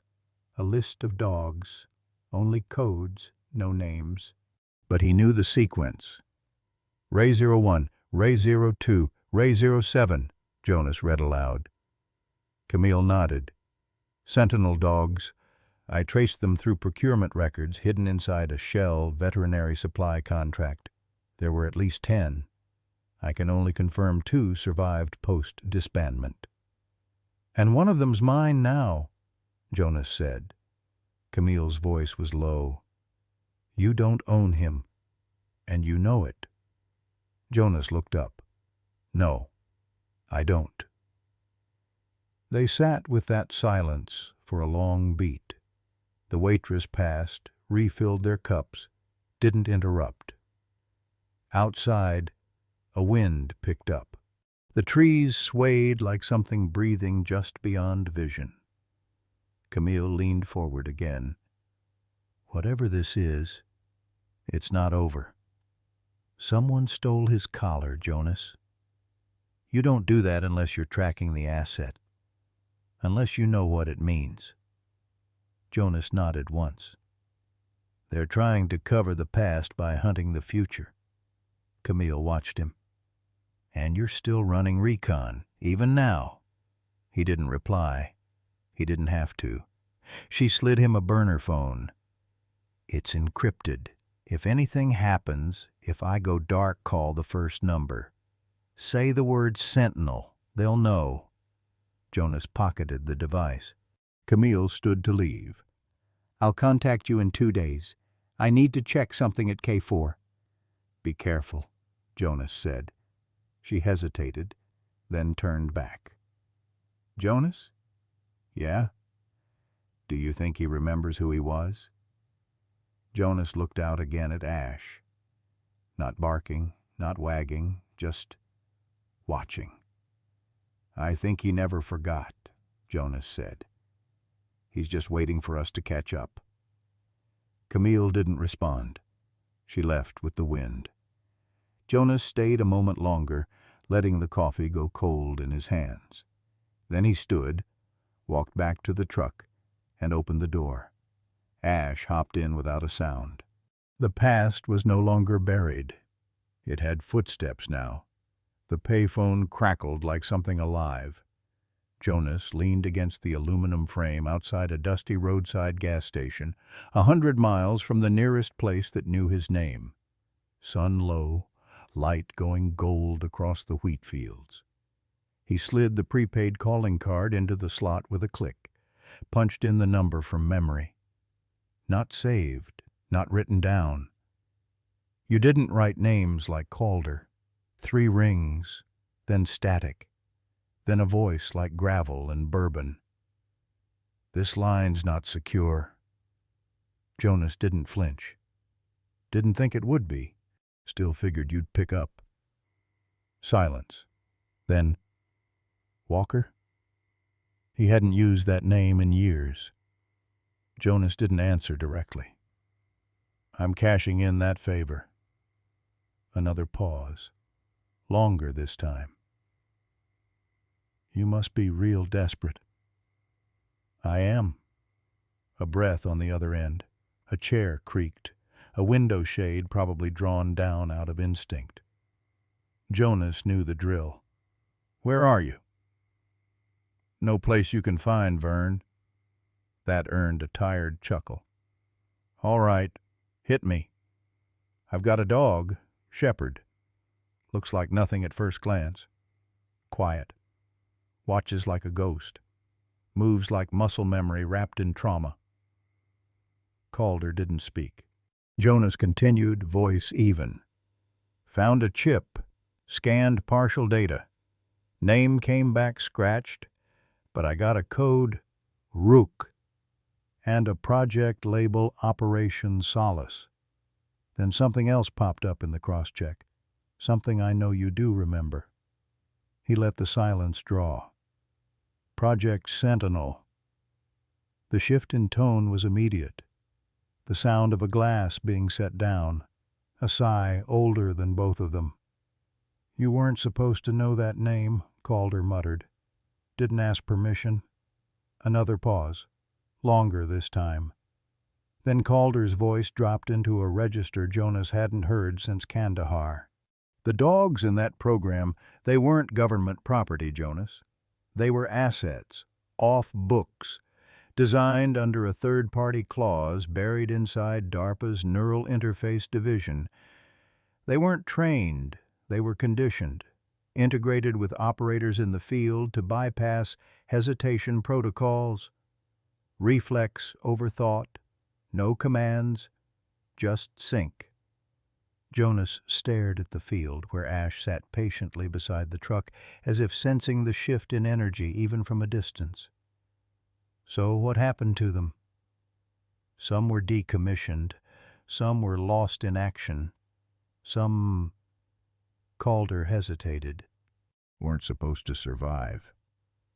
And yet one's sleeping on my porch. Calder cursed under his breath. That means someone's hunting too. You don't find those dogs, they find you. If Ash is what you think he is, someone's already flagged you. They already broke in, Jonas said quietly. Took his collar. Calder groaned. Then it's worse than I thought. Who ran Sentinel? Not a who, a what? Shell Corp out of Virginia called Halverson Dynamics. Defense biotech contractor. Ties to Black Ops back channels. Last I heard they dissolved, but that was just smoke. You know how it works? Old names die, new ones wear their suits. Jonas's knuckles whitened against the payphone. What were the dogs used for? Calder exhaled. Covert recon, crowd infiltration, elimination assignments where human presence would tip balance, psychological warfare. Some of them were tested for neurochemical feedback-triggering handler responses before danger even registered consciously. Jonas closed his eyes. Precognition by proxy. Yeah, and they buried it because it worked too well. Dogs started breaking pattern, forming attachments they weren't programmed for. Jonas felt the chill snake up his spine. And Rook? A rustle of paper. Calder must have pulled something old from a drawer. Rook was one of the alphas. High combat exposure. Trauma-adaptive patterning. Scored off the charts in silent takedown, but reports say he refused his final order. Jonas frowned. Meaning? Handler went dark during extraction. Command issued a failsafe. Rook didn't execute.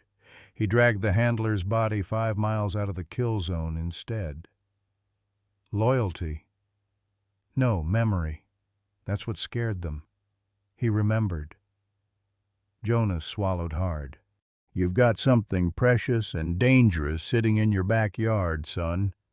If they want him back, it's not to study. It's to erase the error.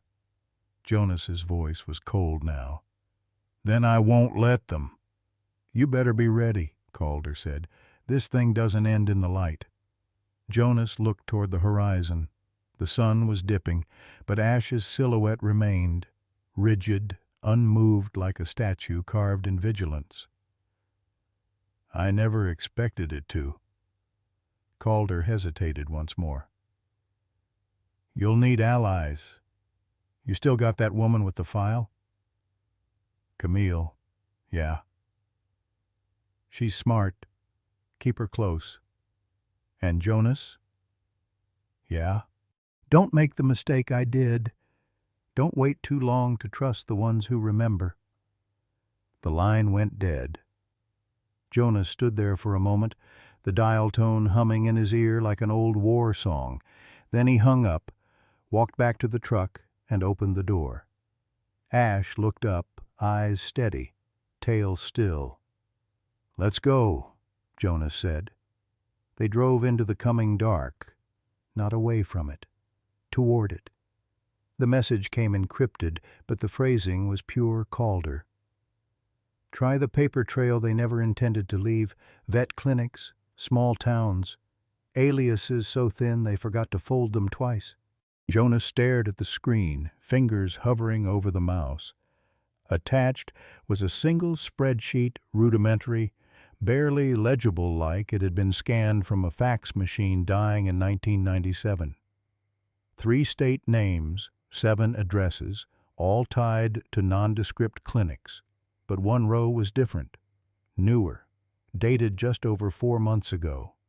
Bayside Animal Hospital, Port Lorne, FL, patient, shadow breed, GSD, intact male owner, Anna Morell, alias flagged. Status, discharged. Observation complete, Port Lorne. A coastal town barely clinging to the map, 4 hours south, where marshland met sea and memory dried in the sun. Jonas leaned back in his chair, mind racing. Ash Rook lay by the fireplace, eyes half closed yet alert, always alert. When Jonas shifted his weight, Ash's ears twitched. He wasn't resting. He was listening. Jonas murmured to himself, Anna Morell. He typed the name into 3 different databases, local DMV, obituaries, property tax records. Nothing stuck. The alias, like Calder warned, was built for impermanence. But the vet visit? That meant movement. Someone still looking after Ash long after he went missing or after he was taken. Someone who knew enough to avoid official channels but still sought help when the dog showed signs of deterioration. He opened a file on his desk. Inside were printouts, the scan result of the scratched chip, Camille's photo of Damien Rourke with a dog indistinguishable from Ash, and Mara's notes about Operation Solace redactions. And now, this record, this thread, one too thin to hang a theory on, but enough to follow. Jonas packed light. Change of clothes, disposable phone, his father's folding knife, and the old service pistol he'd only touched twice since Afghanistan. He glanced at the worn grip, hesitated, then slipped it into the glove box. Ash was already waiting by the truck. No leash, no command, just presence. Just readiness. Jonas pulled out of the driveway as the morning mist began to lift, turning the road ahead into a ghost trail. Behind them, the cabin grew smaller, swallowed by pine and fog. They drove in silence for miles. At the 2-hour mark, Jonas broke it. You know that name, don't you? Shadow?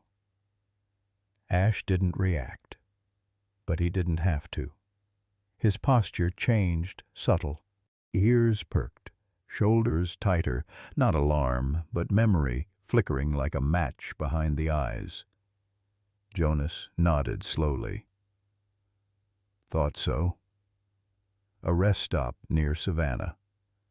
Jonas filled the tank, grabbed bad coffee, and made a quick call to Camille. She answered on the third ring. "Where are you?" she asked immediately. "Heading south. Port Lorne. Got a lead. Vet record. Alias." "Calder?" "Yeah, he slipped it under the door, metaphorically speaking." Camille exhaled. "You think someone patched Ash up?" "I think someone tried, and I think they knew what he was." A pause, then her voice dropped. "Jonas, what if whoever helped him is running too?" He thought of that, of someone on the other end of Ash's story, forced to disappear, carrying pieces of guilt or truth like shrapnel under the skin. "I'm counting on it," he said. "I need someone who remembers." Camille went quiet, then, "Send me the address. I'll start backgrounding the vet. Maybe we get lucky." Jonas ended the call, got back in the truck. Ash was sitting taller now, not anxious, just aware, the way soldiers get when they're close to enemy wire and closer still to old scars. Jonas whispered, "We're almost there." Ash didn't blink.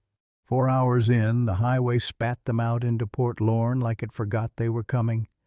A town of rusted shutters, wind-stained docks, and one traffic light that blinked yellow no matter the time of day. Fishermen smoked by the pier.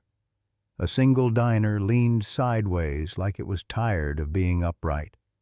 And on the far edge, wrapped in white siding and the smell of bleach and iodine, stood Bayside Animal Hospital. Jonas pulled up but didn't get out. Ash stared at the building, motionless.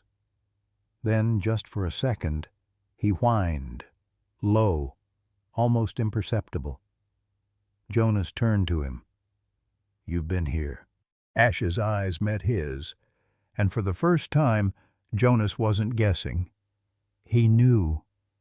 The road stretched ahead like a wound that never healed, cracked asphalt, ghost signs, and the low hum of tires carving through silence.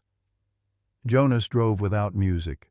He never played any on long drives anymore.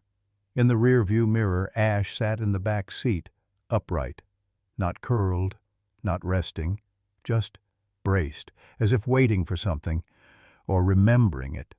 The Georgia pines blurred past like soldiers in formation, unmoving, solemn, silent witnesses. Jonas's hands tightened on the wheel.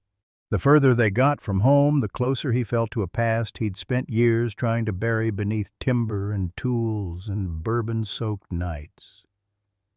He glanced up again. Ash hadn't blinked once, and something in that posture made his chest ache. Jonas tried to shake it, but the memories didn't ask permission anymore. They came in flashes. Helmand, 2009. The smell of copper and diesel. A scream half-choked in static, and a tan-coated shepherd named Rizzo bounding ahead through the heat haze 10 seconds before the world turned white. Jonas blinked hard. On instinct, his hand went to his thigh. Phantom pain. Always the left side. Ash stirred in the back. He hadn't made a sound, but somehow he knew. His ears swiveled, his body tensed, then relaxed. It wasn't empathy. It was recognition. Jonas exhaled, voice low. "You were there too, weren't you?" Ash didn't move, but his eyes found Jonas in the mirror, and held. The next 100 miles passed like that.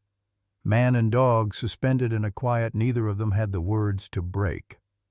At a gas station somewhere near the Florida line, Jonas stepped out to pump fuel. The air was thick with salt and dust. He ran a hand through his hair, rubbed the back of his neck. Ash stayed in the truck, but his gaze swept the perimeter like he'd done it 1,000 times before. Right corner, left blind spot, side mirror check. He clocked a passing semi, a man on a motorcycle, a kid walking a golden retriever. Everything. Jonas watched him, unsettled. This wasn't just training.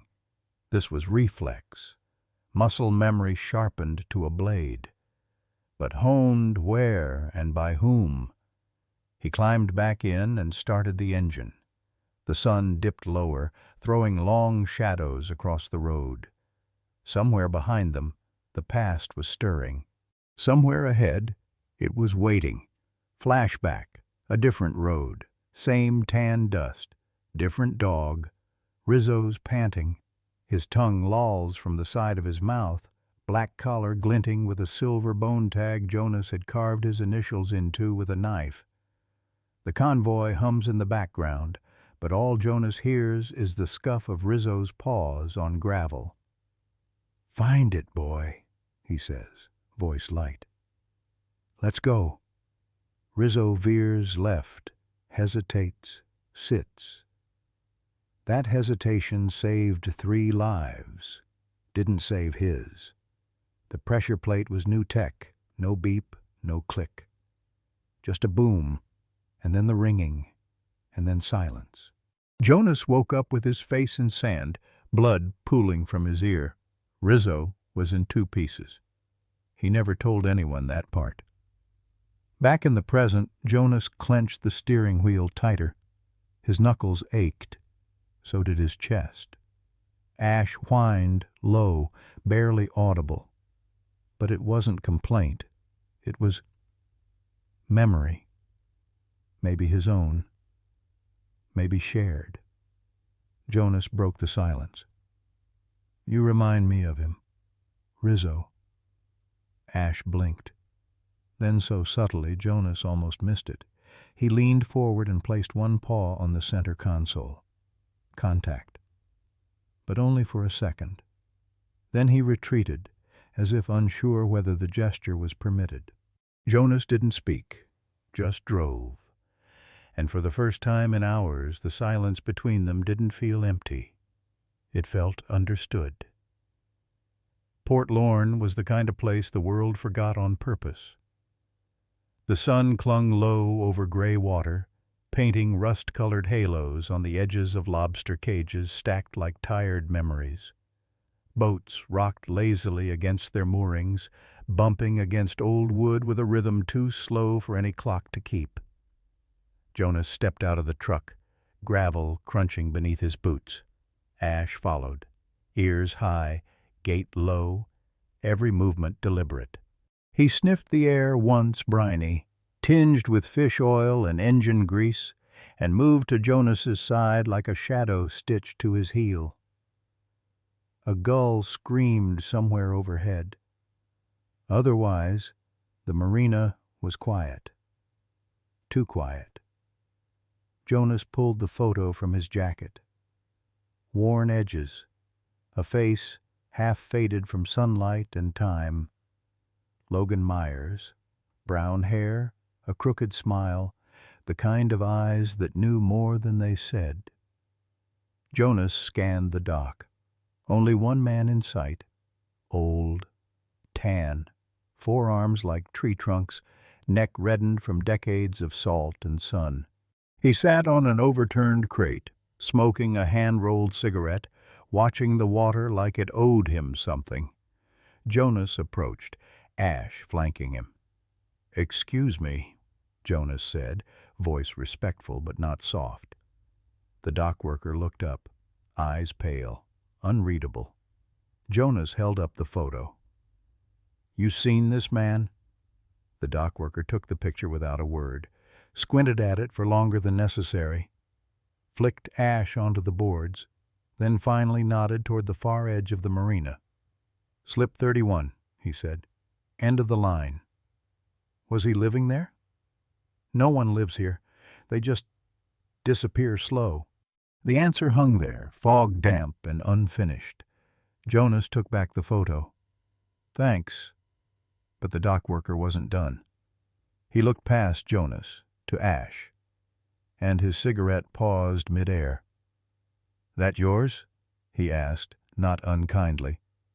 "The shepherd." Jonas hesitated. In a way. He been through things. It wasn't a question. Jonas nodded once. So have I. The dock worker just nodded back, like that meant they understood each other now. Ash hadn't moved, still alert, still listening, always listening. They walked the length of the dock in silence. The planks creaked beneath their feet. The sea whispered beneath their soles. Slip 31 was a lonely berth. No boat, just a stack of milk crates, a frayed rope, and a rusted folding chair with a busted leg. And something else. A thermos, still upright, still full. Jonas crouched beside it, touched the side. Cold, but not weathered. Someone had been here, recently. Ash paced a slow circle, nose to the ground. Then he stopped beside a shadow burned into the dock's surface. A smudge, boot-shaped, oil or tar, no drag marks, just gone. Jonas rose, looked out at the horizon. Nothing but water, but he felt it, that quiet weight. The kind that came when someone left without saying goodbye. Behind them, the dock worker watched, from a distance, hands in his pockets, as if guarding a secret that wasn't his to tell. The wind had started to shift. Brine and pine needles tangled in the breeze, whispering secrets from the shoreline. Jonas kept his pace steady, boots heavy on the worn dock as Ash crept ahead, ears perked, nose cutting through salt air like a blade through cloth. Then Ash froze. No growl, no bark, just a pause, and then he bolted. "Ash!" Jonas shouted. Too late. The shepherd was already off the dock, down a gravel path lined with weather-worn boats and driftwood fences, body moving with a purpose no command could override. Jonas ran after him, heart thudding. They found him in a clearing near the bluff, an overgrown path leading to a half-collapsed shack, wrapped in silence. Just beyond, on a warped bench under the dying light of late afternoon, sat a man hunched forward, hood pulled low, shoulders tense, a stillness that wasn't peaceful but haunted. Ash approached like he knew the shape of that pain. No hesitation, no warning. He walked to the man, slow, deliberate, like every footstep was stitched from something ancient. Then, as the man looked up, Ash lowered his head and gently rested it on the man's chest. Not a sound, just that contact, that weight. The man stiffened, his breath caught, and then a tremble, a cracked sound, half gasp, half sob. Fingers scarred, trembling moved to Ash's fur like they were touching something holy. His hood fell back, revealing a gaunt face, cheekbones hollow, eyes rimmed with exhaustion, and hair streaked with gray too early for his age. But Jonas knew him. Damien Rourke. Presumed dead, but not dead. Not anymore. "No," the man whispered. "No. It can't be." Ash didn't move. Just stood there, head pressed against Rourke's chest, eyes closed, breathing slow, solid. Rourke broke. The sobs weren't loud. They were quieter than the wind, but they came like ruptures. Years collapsing in on themselves. Guilt, silence, survival. All of it bled out into the stillness between man and dog. I thought they took you," Rourke murmured, forehead pressed to Ash's. "I thought you died in the fire. I heard the shots." Ash didn't flinch, didn't correct him. He just stayed, like this reunion was the only truth that mattered. Jonas stood frozen at the edge of the clearing, breath caught in his throat. The sun caught the edge of the bench, gold light cutting through tree limbs like a benediction. The soldier was real. Ash had known. Not by scent, maybe, not by logic, but by memory, deeper than words. Jonas watched as Damien clutched the dog like a lifeline. As though in Ash's heartbeat, he found the one thread he hadn't let himself hope still existed. "I've buried everyone else," Rourke rasped. "But I never stopped dreaming you'd come back. They told me you were gone, said it was better I forgot, but I never could. Not you." His fingers curled in Ash's fur, not gripping, just holding, as if to confirm again and again this wasn't another hallucination from too many sleepless nights. After what felt like hours pressed into minutes, Rourke finally looked up, eyes red, voice hoarse. He saw Jonas, paused. "You with him?" Jonas nodded. "I found him. Or maybe he found me." A long silence passed. Then Rourke exhaled, slow and wrecked. "They lied about everything, didn't they?" Jonas didn't answer. He didn't have to. The truth was already sitting in the dirt between them, fur streaked with old ash and new salt. They sat in the quiet. A rusted kettle on the single-burner stove hissed, though no one moved to tend to it. Ash lay curled between them, eyes half closed, but still alert-like. Part of him was always listening for footsteps no one else could hear. Jonas leaned back against the cabin wall, arms crossed, waiting. Damien Rourke looked older up close, not just the gray at his temples or the scar above his brow, but in the way his gaze drifted always to the corners, always measuring the exits, as if stories could still be intercepted. Finally Damien spoke. His voice was low, gravel dry. "Operation Solace wasn't what they told us it was. Not even close." He didn't look at Jonas, just stared into the steam from his chipped mug like it might rewrite time. "We were supposed to be securing a corridor in Ghazni, humanitarian cover, evac and escort. Nothing heavy." He took a breath. But they lied. There was no corridor, just coordinates dropped in the middle of hostile territory. No overwatch, no intel. Just a black site buried in a ravine. Ash shifted. Jonas didn't interrupt. "They were testing something," Damien said, quieter now. "Not weapons, not tech. Dogs." His eyes flicked down to Ash. Not accusatory. Reverent, almost. "They called them sentinels. Said they weren't assets, weren't animals. They were enhanced adaptive field operatives. Language they used to make you forget these were living things." Jonas felt his stomach twist. He knew that tone. He'd used it once himself when trying to rationalize the impossible. "We found crates in the ravine, not cages, crates like cargo," Damien said. "They left them to burn when the compound got hit. No warning. No extraction. Like it was all part of the plan." A bitter laugh. "Most of the team didn't make it.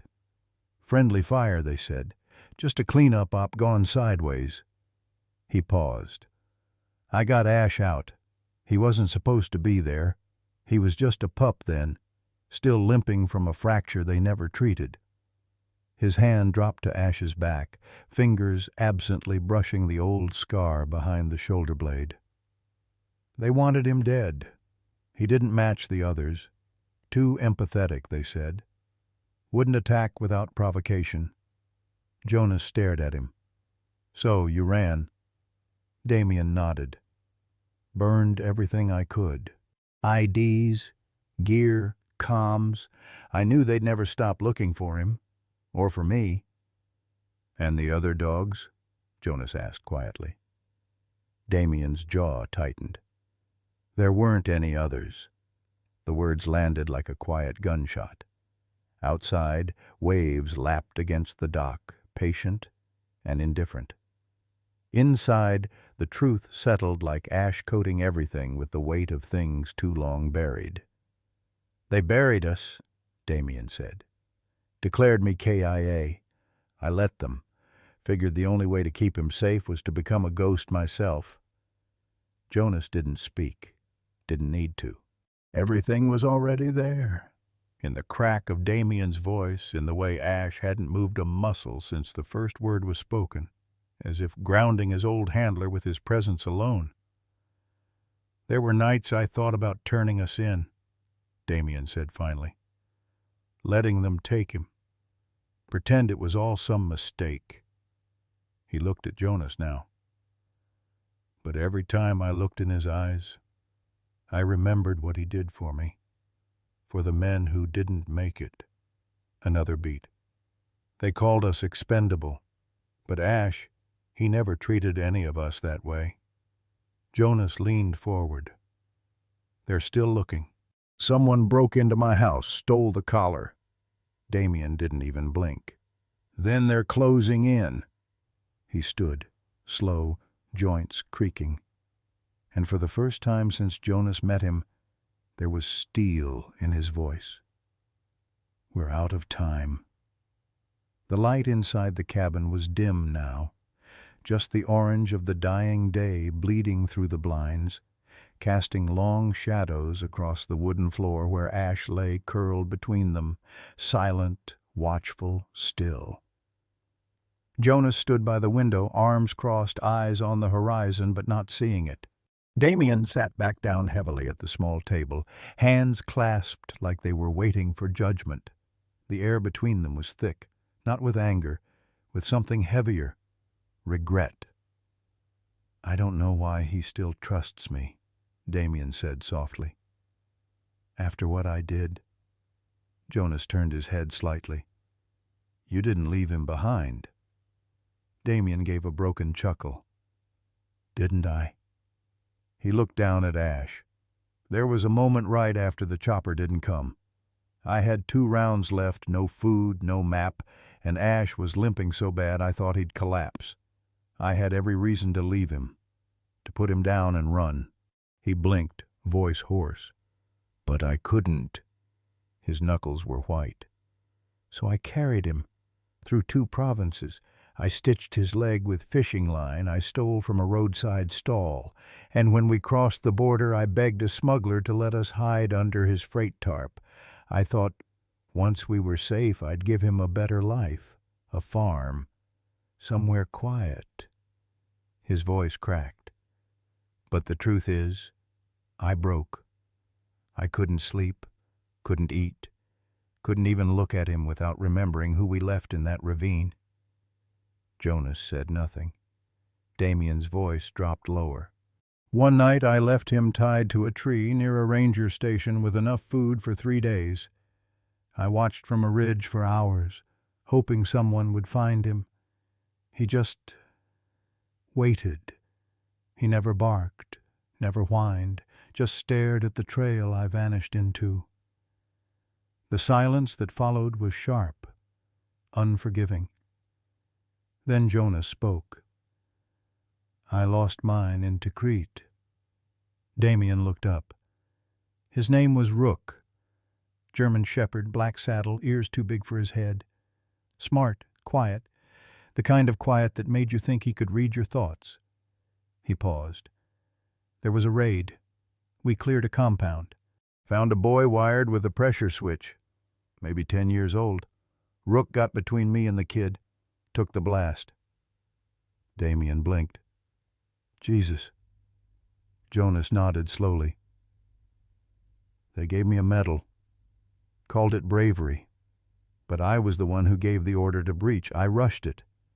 Intel was wrong and I pushed anyway. Rook paid the price. He exhaled through his nose.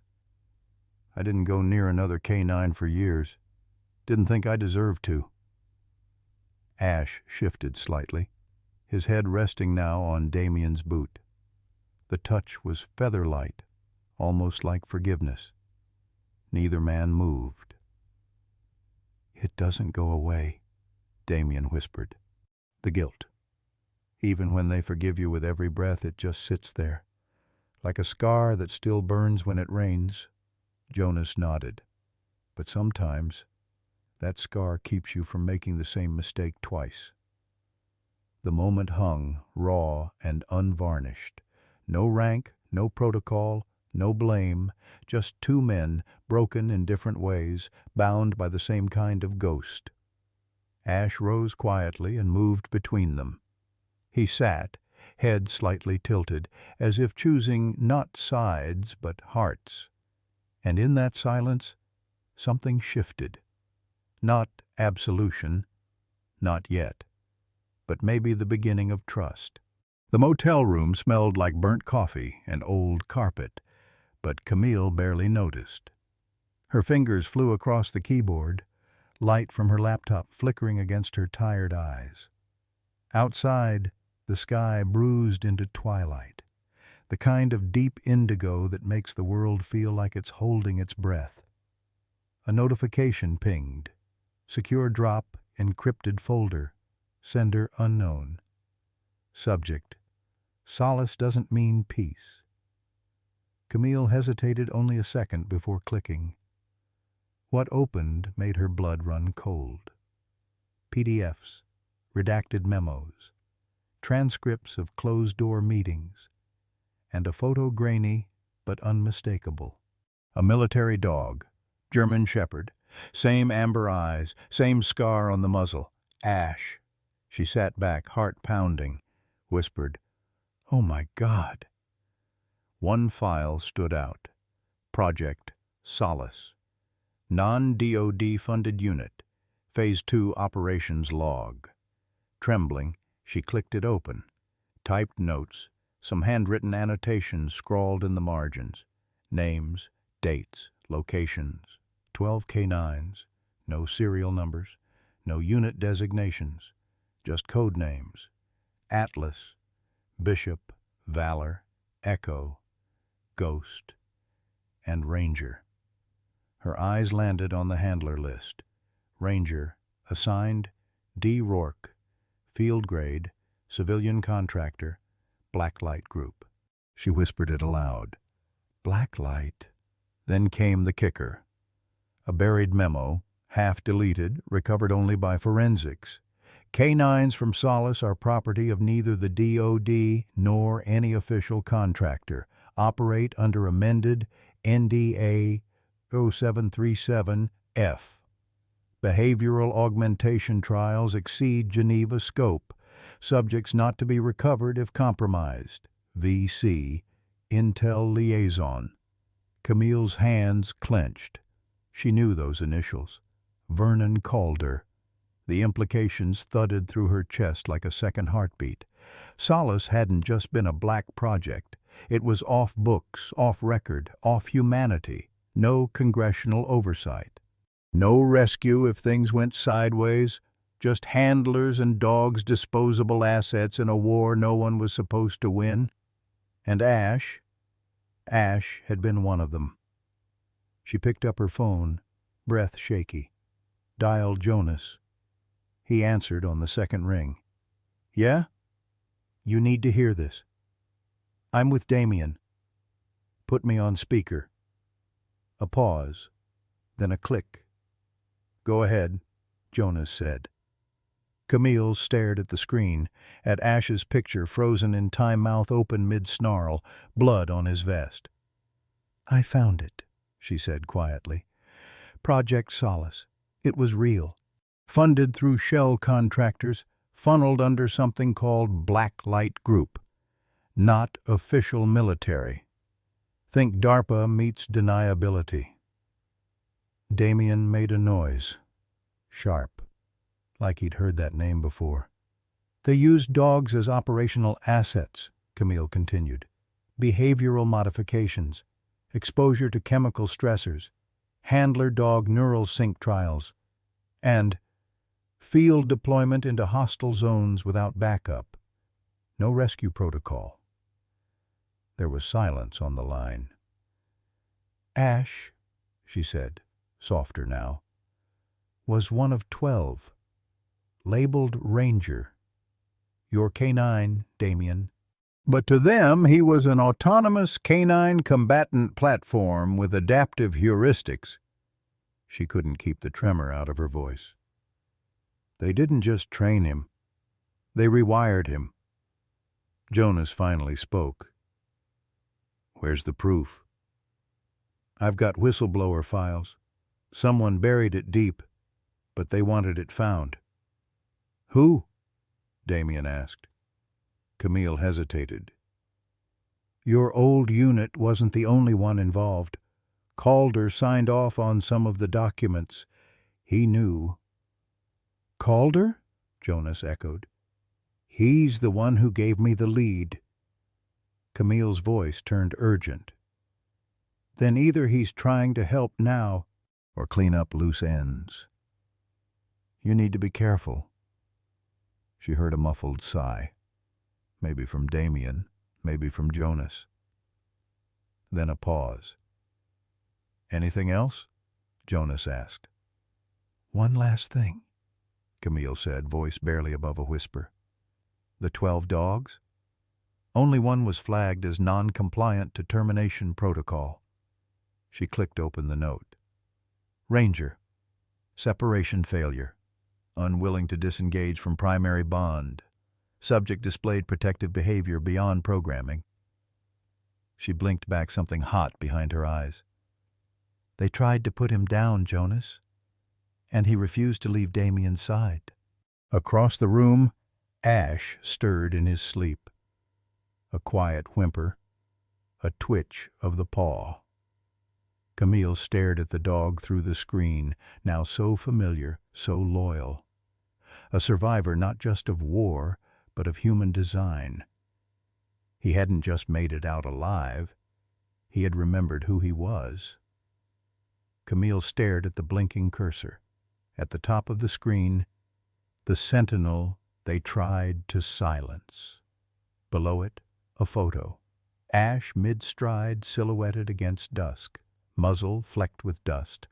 A soldier's shadow behind him. She hit publish. For a moment, nothing happened.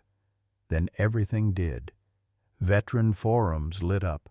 Then the emails. The calls. The threats. The gratitude. I served with Rourke. We thought he was dead. My canine vanished in 2014. Was he part of Solace? I always knew those ops were wrong. Her inbox overflowed. This wasn't just a story. It was proof. Cable news picked it up. Ash barking, dragging a downed soldier from debris. Hash justice for Ranger. Hash dogs are not assets. Project Solace. Camille barely looked up until a quiet knock at her door. Jonas stood there with a folded newspaper. Page 1. Headline, Black Ops K9 Unit Exposed. Subheadline, Camille Hart reveals the truth behind Project Solace and the canine they tried to erase. A still showed Damien hugging Ash, dirt-streaked face wet with tears. They believe it, Camille whispered. Jonas nodded. They needed something to believe in. Across town, Damien sat on a motel bed, eyes locked on the TV. Ash at his feet. A veteran on screen said, They held the line, even when we broke. Damien brushed Ash's fur. You were never broken, just used. Ash leaned in, eyes full of that old, unwavering trust. By evening, the Pentagon issued a vague statement. We're reviewing the contents and cannot comment on alleged off-book operations. Translation, we didn't plan to get caught. But they had. Camille opened a new draft. This one wasn't about Ash. It was about the others. the one still missing. The hearing room smelled of old wood and tension. Cameras lined the walls. Ash lay between Jonas and Damien, silent, alert, composed. "Just speak the truth," Jonas whispered. Damien nodded. A woman in a Navy suit tapped the mic. "Subcommittee on Military Oversight is now in session." Then the questions began. "Mr. Rourke, were you aware your unit operated outside standard protocol?" Damien: "I was aware we stopped getting standard support. No plans, no extraction, just targets and silence." "Your dog, Ranger, now Ash, wasn't officially registered?" Jonas replied, "Because he wasn't government property. He belonged to the program. No database, no paper trail, no accountability." A senator leaned forward. "Are you suggesting the dogs were disposed of?" "No," Jonas said. "They were used. Like tools you don't clean up after. Like loyalty you never intend to repay." Silence. Damien added, "And some of us were told to walk away, leave them behind, like turning off a light." Ash turned toward Damien briefly. Didn't blink. A congresswoman asked, "How many more?" Jonas hesitated. Then, "At least 11, maybe more. Some dead, some waiting." Later, during recess, an aide whispered to Jonas, "How'd you train him to sit like that?" Jonas didn't smile.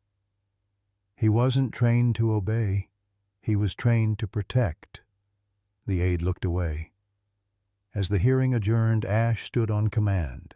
No bark, no drama, just dignity. A reporter shouted, "Is he a hero?" Jonas paused, hand on Ash's back. "No! He's a soldier who never stopped doing his job long after everyone else forgot." They exited to amber light, spilling down Capitol steps like late forgiveness. Ash walked ahead. Jonas and Damien followed, not toward headlines, toward truth. They ended up on a bench by the National Mall. Blossoms stirred in spring wind. "I never meant to be there," Jonas said. "At that auction." Damien looked at him. "I was just driving, pulled over for coffee. Heard someone mention a retired K-9 listed as surplus. Something in me shifted." He looked at Ash. "They brought him out." He looked at me like I was already late. Damien whispered, "You raised your hand." "I didn't think. Just moved." Damien met his eyes. "Maybe you were the only one left who still saw him as someone." Ash rested his head on Jonas's boot. "I had a dog," Jonas said. "Coda. Saved me in Mosul. I couldn't save him back." A sacred silence bloomed. Damien said, "He saved me too. Twice." Jonas waited. "First time in Afghanistan. Ambushed. Bleeding out behind a truck. No comms. He bit into my vest and dragged me 30 yards under fire." Jonas stayed quiet. "The second time, I was already gone, living like a ghost. But he found me after everything. After I left him." Ash raised his head, looked at Damien, forgiveness already there. "He didn't have to come back," Damien whispered, "but he did, and reminded me I was still here." The sun dipped. Lights came on. They stayed. 2 men and a dog, each carrying what war left behind in different shapes. Damien broke the silence. "You ever think we trained them to be better than us?"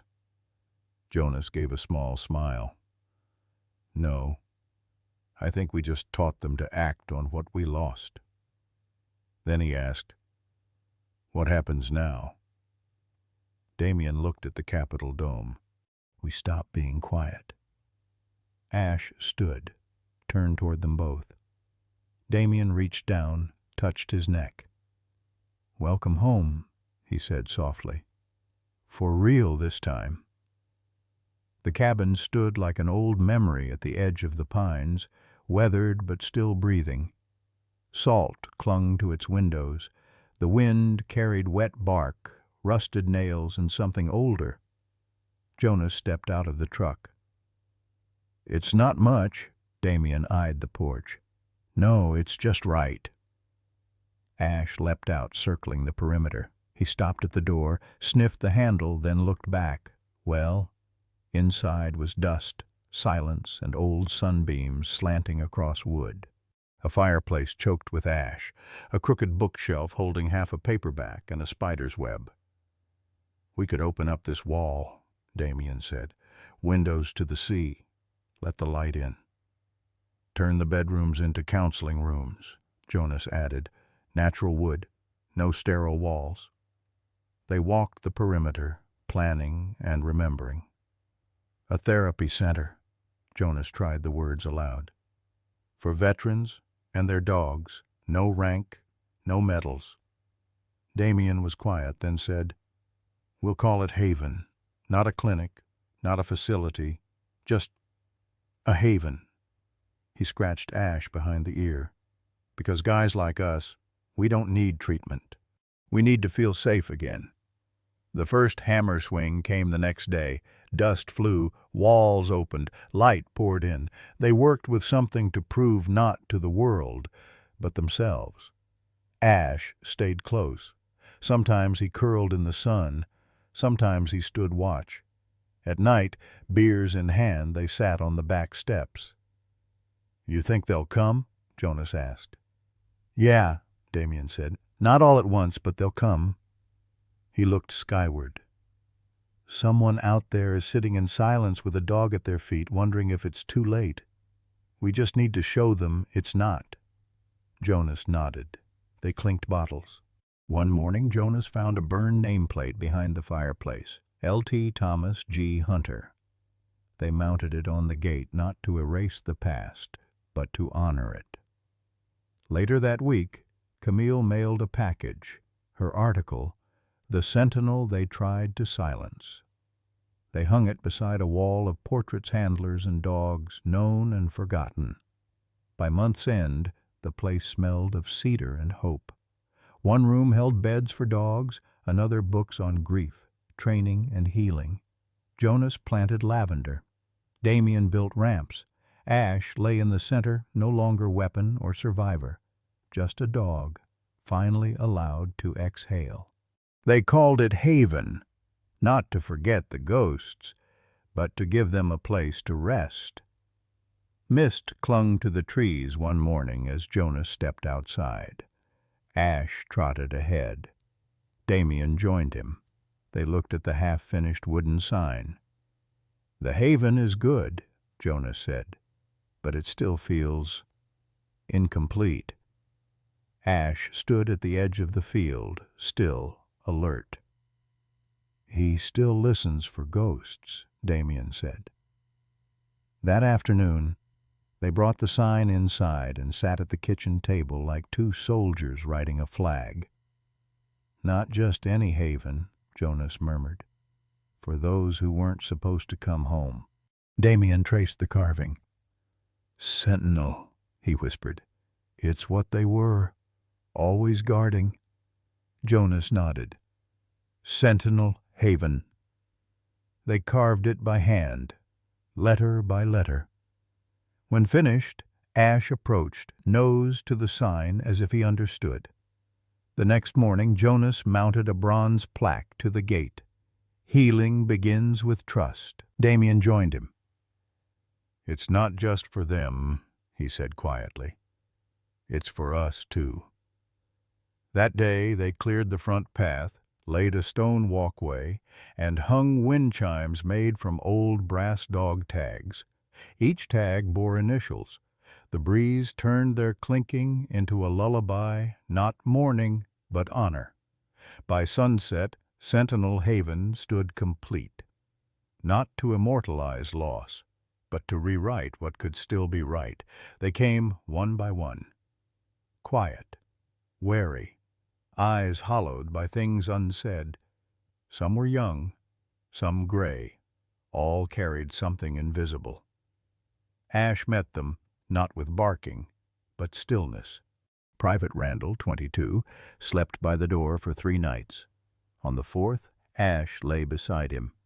By morning, the boots were off. Martinez, a corpsman with night terrors, once screamed himself awake. The next morning, he woke to find Ash gently draped across his legs.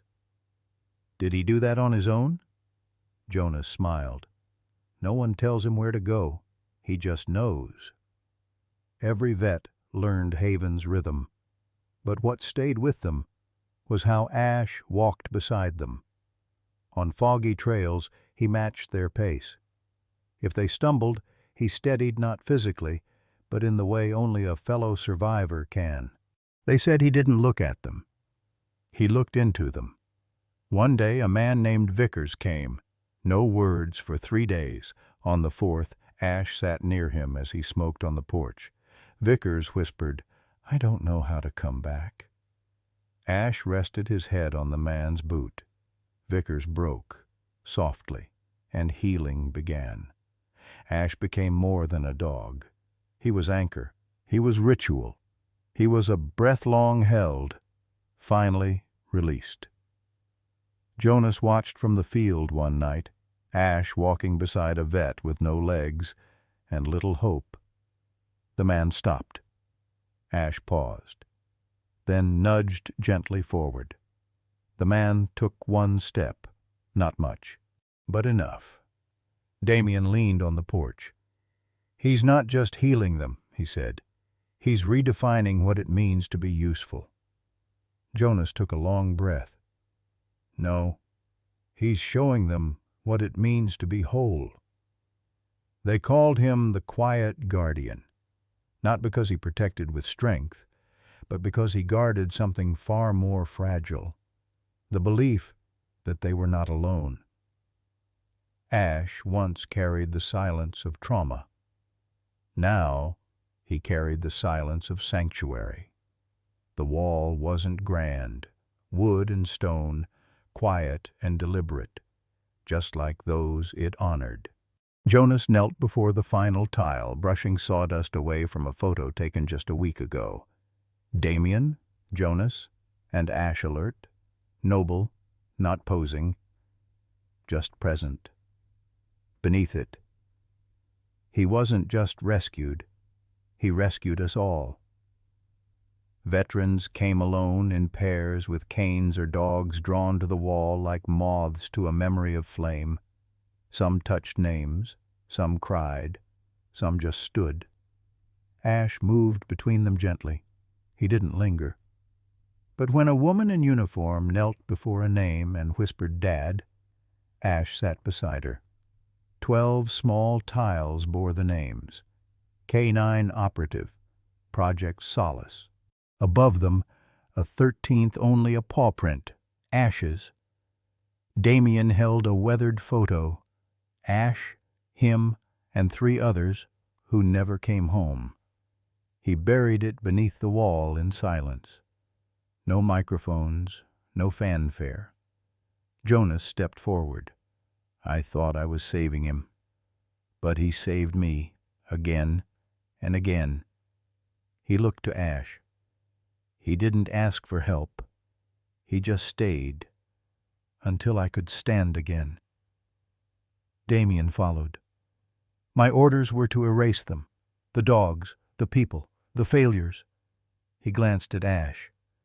But Ash didn't let me disappear. He saved me from the war, and from the silence I thought I deserved. Ash sat still, but listening. Always listening. Weeks later, a letter arrived from Fort Carson. Didn't think anybody remembered the dogs. Been wondering 12 years if the nightmares were mine alone. I'm bringing Jack's. Maybe there we can both sleep. Signed, Sergeant Red Alvarez.